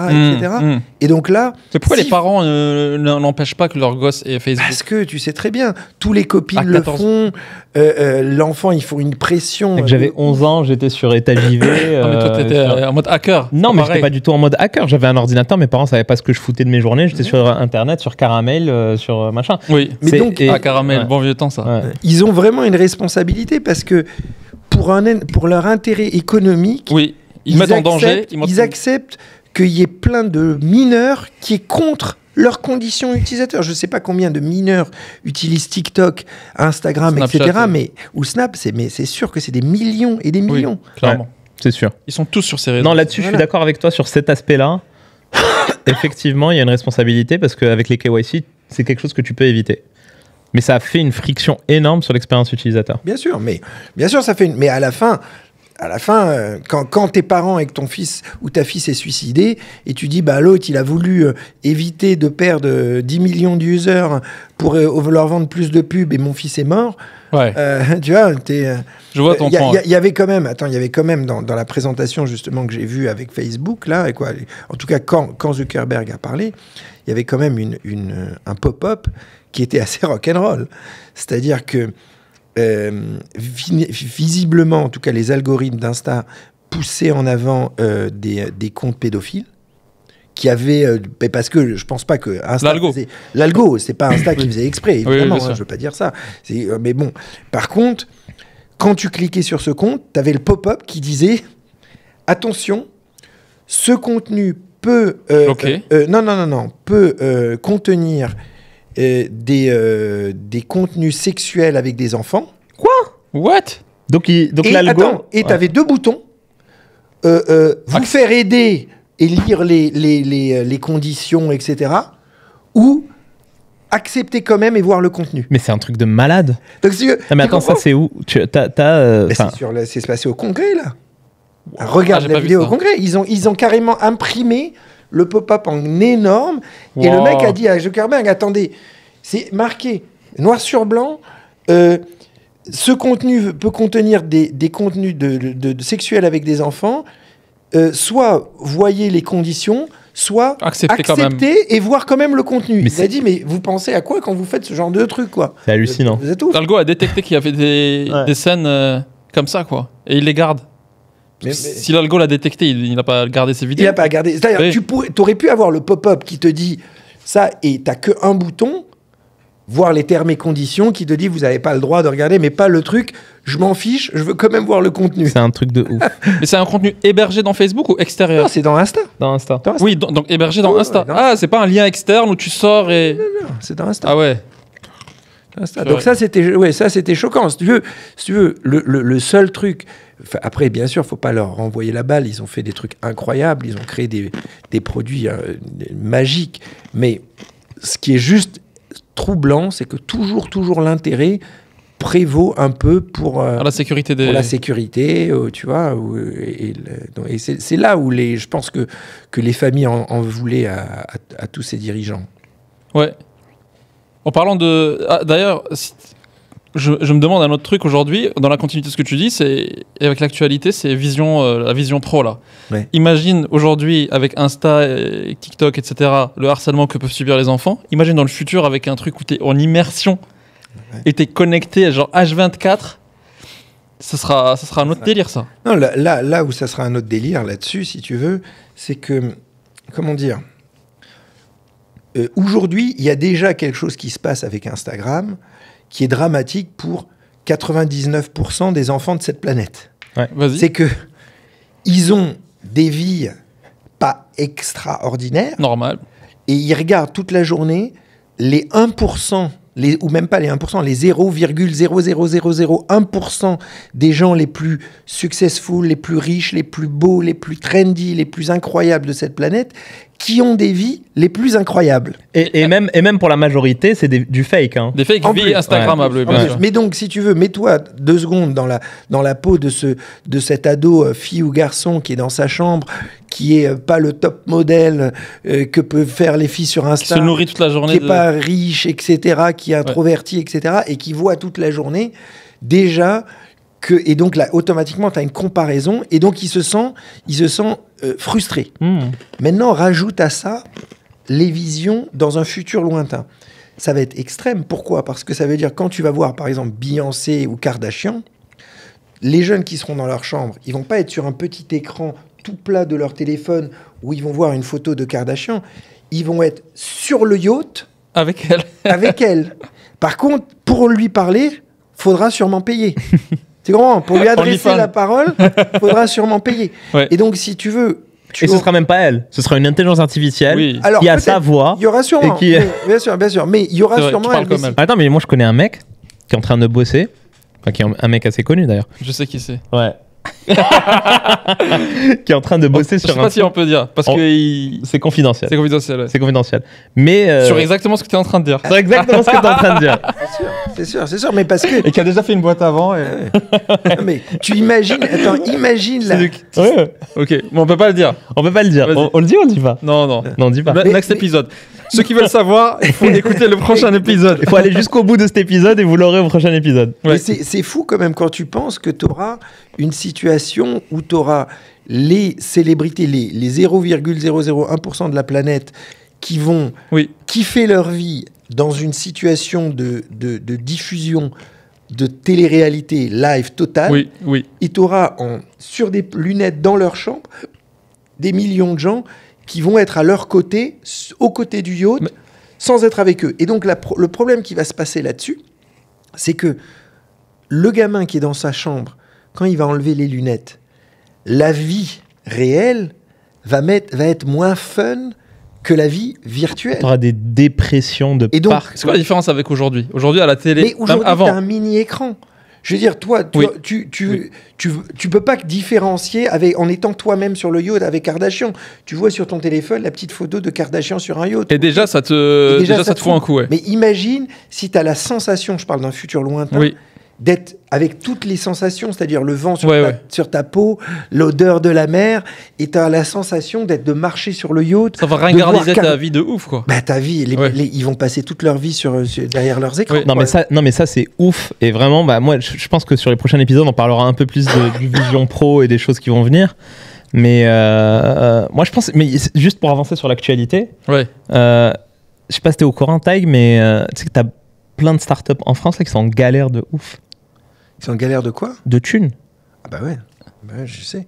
Donc qui sont pas rentables. Qui sont pas rentables. Très loin de l'être. Très loin d'être rentables. Et les licornes, c'est des poneys maintenant. C'est vrai. Hein? Non, mais c'est ce que tu as eu, toi, comme effet de VC qui voulait pas mettre parce que tu sortais du lot, etc. Il y a l'autre extrême. C'est que les mecs étaient tellement dans les cases qu'il fallait que, quel que soit ce qu'ils faisaient, t'avais des chèques de 10, 15, 100, 200 millions. Moi, ça me frustrait. Hein. J'étais dégoûté. Je me disais, mais putain, mais moi, pourquoi c'est tellement dur pour moi et tellement facile pour d'autres personnes? Les mecs, il y a des boîtes qui ont levé à des valos de 1 milliard, 1 milliard 5, qui ont pris du cash. Les investisseurs, ils ont fait du x30, ils sont sortis. Heureusement, ils sont sortis pour certains, les tout premiers business angels. Ouais. Mais là, elles sont négociées à quasiment 50 fois moins que le prix du dernier tour. On entend des trucs assez ouf, c'est hallucinant. De boîtes qui étaient licornes, qui sont toujours d'ailleurs dans les classements licornes, parce qu'à chaque fois qu'il y a un article qui sort sur les Échos, le Figaro, le club... Tu l'as tweeté d'ailleurs, le club des licornes françaises, 2 points, et ils te citent des boîtes qui aujourd'hui valent moins de 100 millions, en fait, tu vois, alors qu'avant, peut-être que sur le papier, en 2021, c'était... fou. Ouais, et je pense qu'il va y en avoir... Pour l'instant, ça se voit pas trop parce qu'il n'y a pas d'annonce. Attends, mais d'ailleurs, Rassam, il y a Shine qui s'était fait racheter par Société Générale. Société Générale veut les revendre. Tu les rachètes ou tu les rachètes pas? Mais attends. Je peux pas trop en parler ici. Mais Shine, c'est un dossier intéressant. Shine, il a réussi à vendre à Société Générale à l'époque. Tu les rachètes? Il a vendu combien à la Société Générale? Il a vendu 100 millions à la Société Générale. Je sais plus combien elle faisait à l'époque de chiffre d'affaires Shine, mais c'était pas énorme. Donc il a bien vendu. Il a bien vendu. Je sais pas quelle part était earn-out, quelle part était machin, mais... Et du coup, Société Générale, aujourd'hui, moi je pensais que c'était... Enfin, Société Générale le met en vente. Et comment on le sait? Publiquement, parce que c'est public. Il y a une fuite dans les médias. Je sais pas qui a fait fuiter ça, mais quelqu'un a mis en ligne que voilà, Société Générale est en train de revendre Shine. Et ça shine plus, quoi. Ouais, ça shine moins. et le truc, c'est que... C'est ouf parce que donc il y a un nouveau CEO à la SOG qui est arrivé et qui est en train de défaire ce qu'a fait celui d'avant. Comme d'habitude. Et le truc, c'est que les néobanques, tout à l'heure, tu parlais de est-ce qu'il peut y avoir un autre Revolut ou un concurrent. Le truc, c'est que dans la fintech, les marges sont quand même assez fines. Toutes les boîtes fintech, les marges. Donc quand c'était l'euphorie du marché, ça achetait, ça levait mais en fait aujourd'hui quand tu veux faire de l'EBITDA avec ces boîtes, c'est très dur. Nous par exemple chez Galpes, on sait que la partie compte pro toute seule elle ne sera pas rentable. Enfin, il faut que ça fasse partie d'un écosystème de produits. Les gens ne se rendent pas compte à quel point l'aspect bancaire, conformité, réglementaire et compagnie pèse dans les dépenses d'une boîte. Il y a une boîte qui a réussi à scaler les opérations de la conformité, c'est Memobank. Parce qu'ils ont redéveloppé tout le core banking system. Juste pour ceux qui ne savent pas ce que c'est, ça va savoir 90% des gens, le core banking system, c'est le logiciel qui permet de faire tourner toutes les opérations bancaires. Virement, rapprochement, audit, déclaration, etc., etc. Et les core banking systems qui existent aujourd'hui, tu as des trucs qui s'appellent Temenos, tu as plein de core banking systems, mais qui sont classiques, que le régulateur accepte. Et le tour de force de Jean-Daniel Guillot, qui est le fondateur de Memobank, c'est qu'il a dit « Moi, je ne prends pas les trucs qui sont disponibles off the shelf, je redéveloppe. » Pourquoi ? Parce que je veux tout automatiser. Et en fait, les gens ne se rendent pas compte. Aujourd'hui, quand tu as une fintech qui fait une néobanque qui a 1 million d'utilisateurs, mais elle perd du fric. Parce que si ces utilisateurs sont actifs, mais le nombre d'analyses sur les transactions, sur les KYC, sur tous ces trucs-là, mais en fait, c'est hyper lourd. C'est hyper lourd. Et c'est pas avec les 5 centimes que tu touches sur la transaction. Nous, on avait calculé, parce que chez Club, on voulait proposer du banking. Alors, nous, on a quand même un certain niveau de panier. Voilà. Donc, en fait, notre rémunération, elle vient pas de la partie infrastructure bancaire. Oui. Mais on a calculé, si en moyenne, les mecs qui payent avec la carte ont des paniers moyens inférieurs à 40 €, tu perds de l'argent sur chaque coup de carte. Parce que tu as le frais fixe, tu as le truc de base, où tu dois payer 20 centimes, et tu as 0,2 ou 0,3%. Ça, c'est des particuliers. Sur les particuliers. Oui, sur les pros, c'est un peu mieux. C'est un peu mieux. Mais ça reste des marges qui sont pas énormes. C'est pour ça que Revolut, c'est un exemple intéressant, parce que Revolut, ils ont réussi à être rentables en partie à cause des trading Bitcoin Exactement. et Dogecoin. C'est la crypto qui a fait gagner de l'argent à Parce que Revolut. les fees de Revolut sont ultra chers, mais leurs users ne s'en rendent pas compte, parce que c'est débutants. C'est les gens qui n'achètent pas du vrai Bitcoin sur Binance ou sur Coinbase. Ils n'ont jamais fait ça, mais sur Revolut, c'est un clic et tu les possèdes pas les Bitcoins, mais c'est sur un clic. Donc en fait, les mecs qui ont un peu d'argent et qui ont pris Revolut ont acheté un max de Bitcoin. C'est la moitié des revenus. Pendant longtemps, c'était la moitié des revenus de Revolut. Ouais. En 2023, c'est les bons du trésor qui leur ont rapporté. Oui, 2023. Mais avant 2023, une année, c'était Dogecoin. Ouais. Qui était une grosse partie des revenus de... En plus, les actions, ils prennent aussi une blinde pour acheter des actions. Donc, en fait, eux, ils ont réussi à trouver un modèle où, avec tous les investissements que les gens font, et puisqu'ils sont très chers, ils arrivent à rentabiliser Revolut. Mais c'est assez rare, en fait. Les autres boîtes... Combien d'utilisateurs Revolut? C'est gros, hein. C'est massif. Je crois que c'est quoi, 80 millions d'utilisateurs, je crois? Je sais pas, mais je pense qu'ils ont plusieurs centaines de millions de CA. Je pense 400 ou un truc comme ça, de mémoire. Ah non, mais ils sont sur toute l'Europe. Oui, c'est les leaders européens. UK, France, il n'y a que les States où ils n'ont pas réussi. Partout en Europe. En fait, c'est simple. Revolut, ils ont bouffé l'Europe. Et ils ont toujours cette approche startup, à savoir qu'ils proposent toujours des nouveaux trucs, des nouveaux machins. Et c'est vrai que le fait que l'audience Revolut, c'est une audience de débutants sur les aspects trading, machin, mais qui pousse à fond le côté acheter de l'or, acheter de la crypto, acheter des actions. Parce que c'est facile aussi. Parce que c'est facile, c'est super facile. Ouais. Et c'est là-dessus où ils gagnent de l'argent. Ils ont gamifié le truc, quoi. Ouais. Mais du coup, alors Shine, tu achètes ou tu achètes pas? On peut pas en parler. Ok. Faut regarder plusieurs épisodes pour savoir. Attends, putain, mais il y a un truc aussi de dingue. Je sais pas si t'as vu, Taig, mais vous avez vu le crowdfunding d'une boîte valorisée combien? 1 milliard, 2 milliards? Oui, c'était ça la valo. C'est Vestiaire Collective. T'as mec. C'est public. C'est public. Oui, c'est public. Vestiaire Collective. Ouais. Qui lève. Qui nous a montré ça, Reda? Oui, c'est moi qui l'ai montré, mais. Il suit toutes les opérations, Reda. Mais non, mais je vois le truc. Dis-moi, vas-y. Vestiaire Collective qui lève auprès du public sur Crowdcube 2 millions d'euros sur une valo de 1 milliard. Ça va, c'est beau la vie. Non, mais.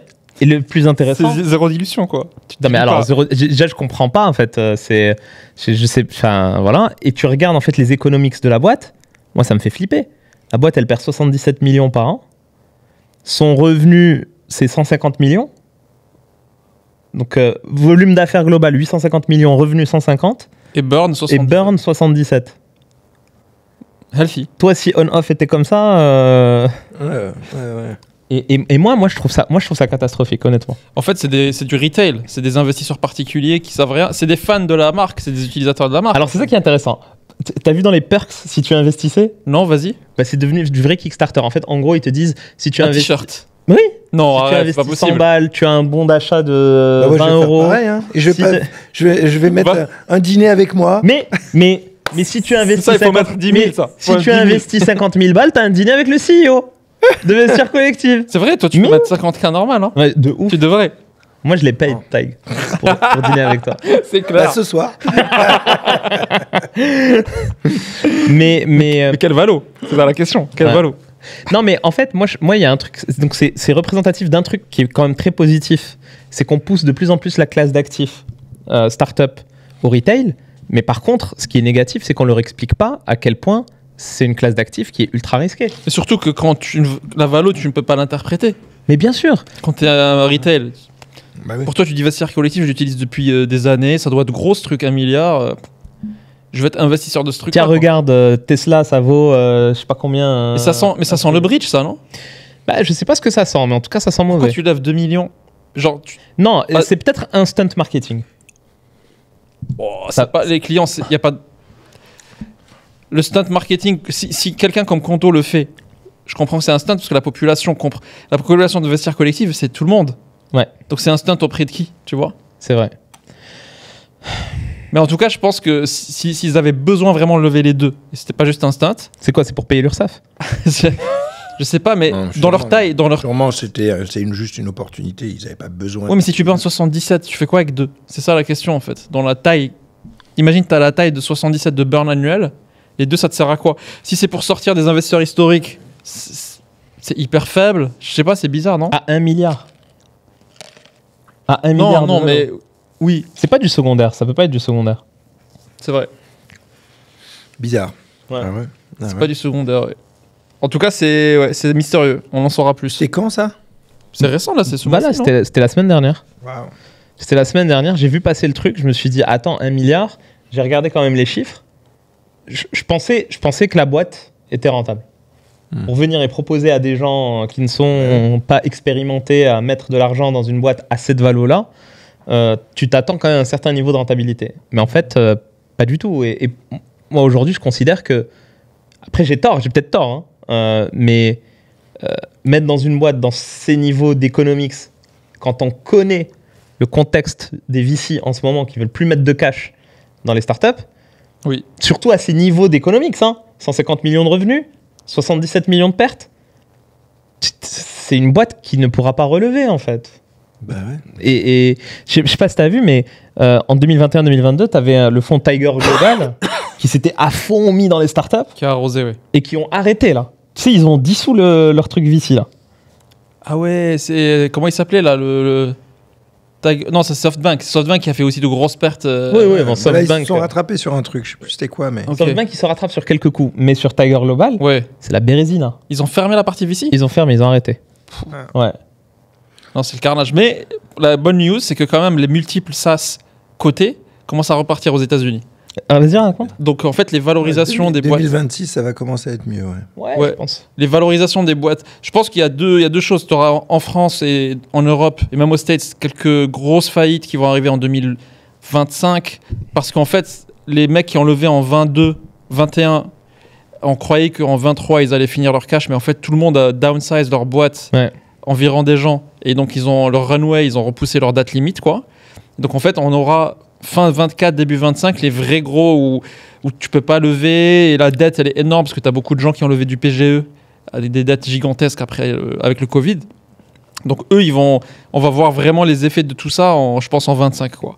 Mais à côté de ça, tu as une autre courbe, c'est que comme ils ont stabilisé je pense les taux d'intérêt, qu'il n'y a plus d'augmentation sans fin là, le marché repart un petit peu et tu as les valos des SaaS américains qui sont cotés, qui commencent à repartir avec des multiples plus forts. Lesquels donc en fait, c'est comme si on... Lesquels? Non, c'est la moyenne, c'est pas en particulier en fait, tu vois. Mais tu regardes leur ARR, leur new ARR qui est reporté et en croissance par rapport au new ARR de l'année dernière. C'est que l'année dernière, ils ont fait un new ARR de temps et cette année, c'est plus, je pense, 25% de new ARR de plus que l'année dernière. Net new, je parle de net new ARR. D'accord. Ce qui fait ARR, c'est Annual Recurring Revenue. Ouais, leur nouveau recurring revenu annuel, donc les nouveaux clients qui signent tous les quarters, ils ont signé plus de nouveaux clients que ce qu'ils ont signé. Donc ça repart. Oui, la consommation repart parce que quand il y avait le cœur de la crise, tout le monde, les gens licenciaient. Donc en fait, tu achetais moins de licences Salesforce, tu achetais moins de licences machin. Et en fait, ça faisait que la croissance de Salesforce et des autres SaaS était plus petite que la croissance du quarter de l'année d'avant.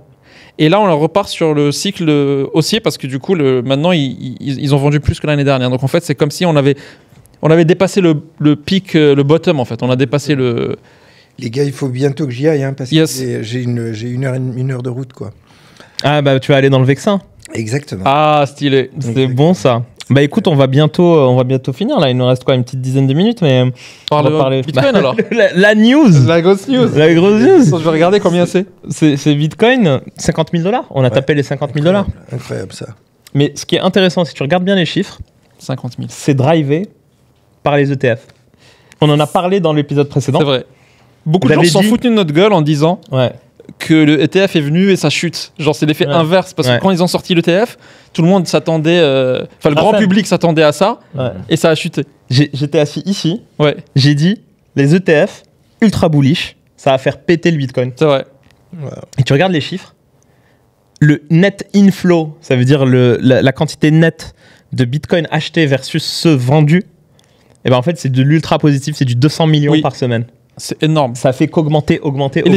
Et ce qui est ouf, c'est que moi je m'attendais pas à ça reparte aussi vite. Parce que les gens sont hyper pressés. Ils ont vu l'ETF, ils se sont dit ça doit venir le lendemain. En fait, les gens ont déjà anticipé que l'ETF allait sortir, donc le prix était déjà un peu... Non, il y avait un autre truc qui a joué, c'est que t'avais Mt. Gox. Pourquoi ça s'est cassé la gueule pendant une certaine période? Mon Dieu, c'était avant ça. Non, Mt. Gox. La liquidation, Mt. Gox. De l'époque. Non, ils attendaient la sortie des ETF pour rembourser les gens. Mais t'es pas sérieux. Si, ils ont commencé à rembourser depuis Mt. le Gox jour. Ils ont le jour.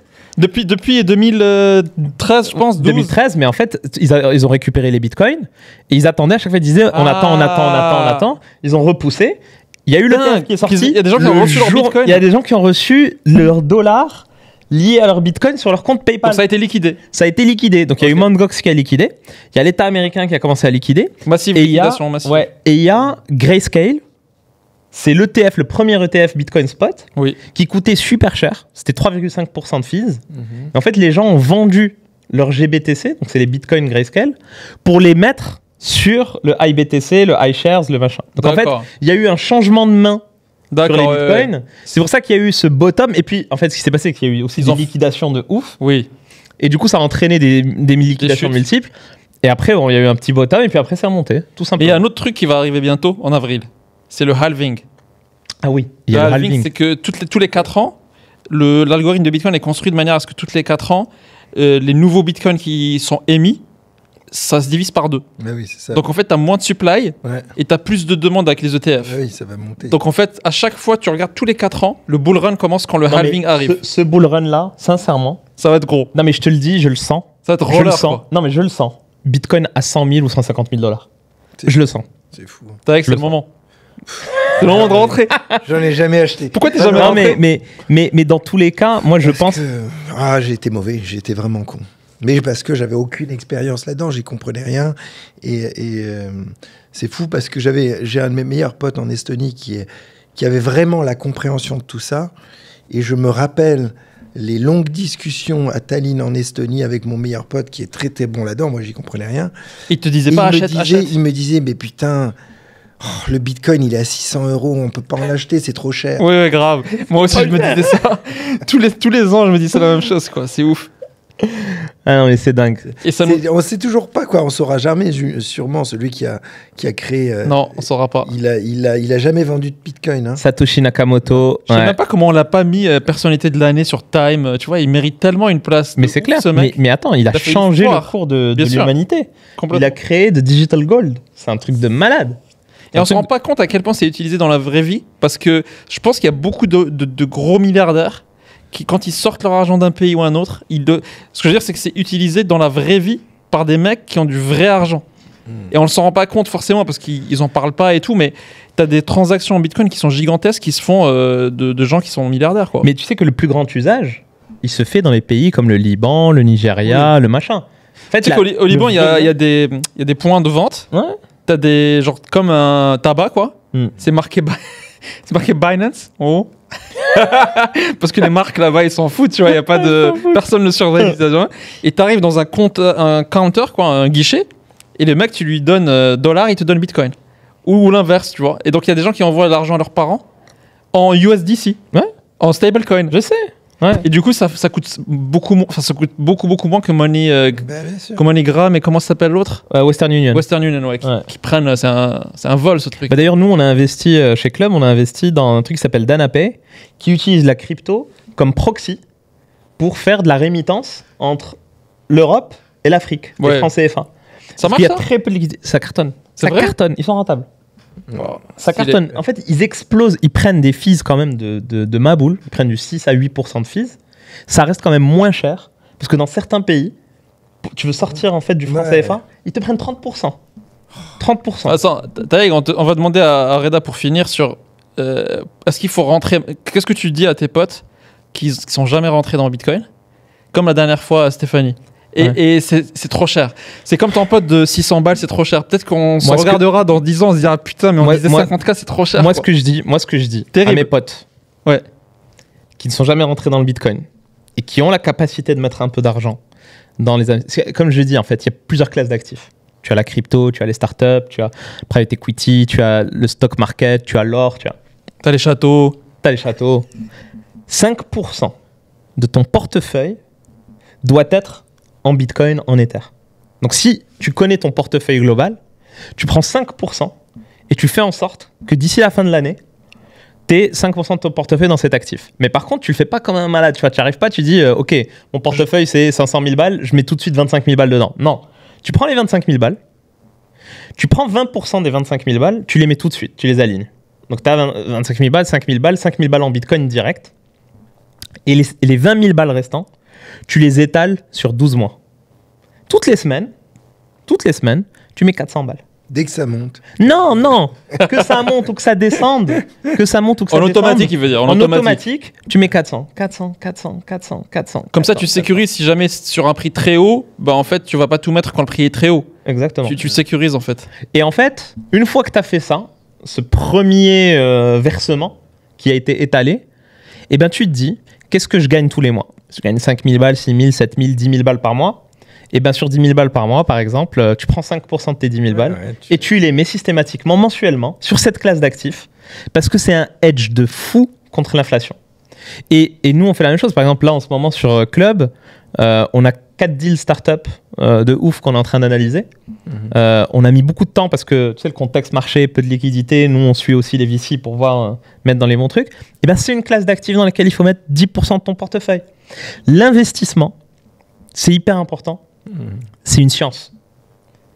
C'est une science, c'est pas émotionnel. Faut pas mettre les émotions dedans. Le Bitcoin et l'Ether, c'est une classe d'actifs, faut mettre dedans. C'est 5% de ton portefeuille. Et ça, pour moi, c'est le meilleur conseil que je peux donner. Et pour finir, écoute, Taïg, si tu veux, je te montrerai comment faire ça. Ouais, j'aimerais bien. Non, mais c'est top. J'aimerais bien. Je te montrerai comment faire. Et en tout cas, pour tous ceux qui sont arrivés jusqu'au bout de cette vidéo, on est en train de réfléchir. Pour avoir un dîner avec Taïg. Exactement. On est en train de réfléchir à faire un dîner avec Taïg, avec les membres qui participent à ces Cocktails Club. Si vous voulez participer à un de ces dîners, laissez en commentaire Atchoum. En commentaire, vous mettez Atchoum et je saurai que vous êtes arrivé jusqu'au bout. Vous serez peut-être invité. Exactement, on serait peut-être invité. Bon, merci beaucoup, merci, Taïg. Cool. C'est un plaisir. Tu pensais rester que 1 heure, hein, ça fait 2 heures qu'on est là. Je sais. Ça, faut vraiment que j'y aille. Merci à tous. Merci. Abonnez-vous et à bientôt.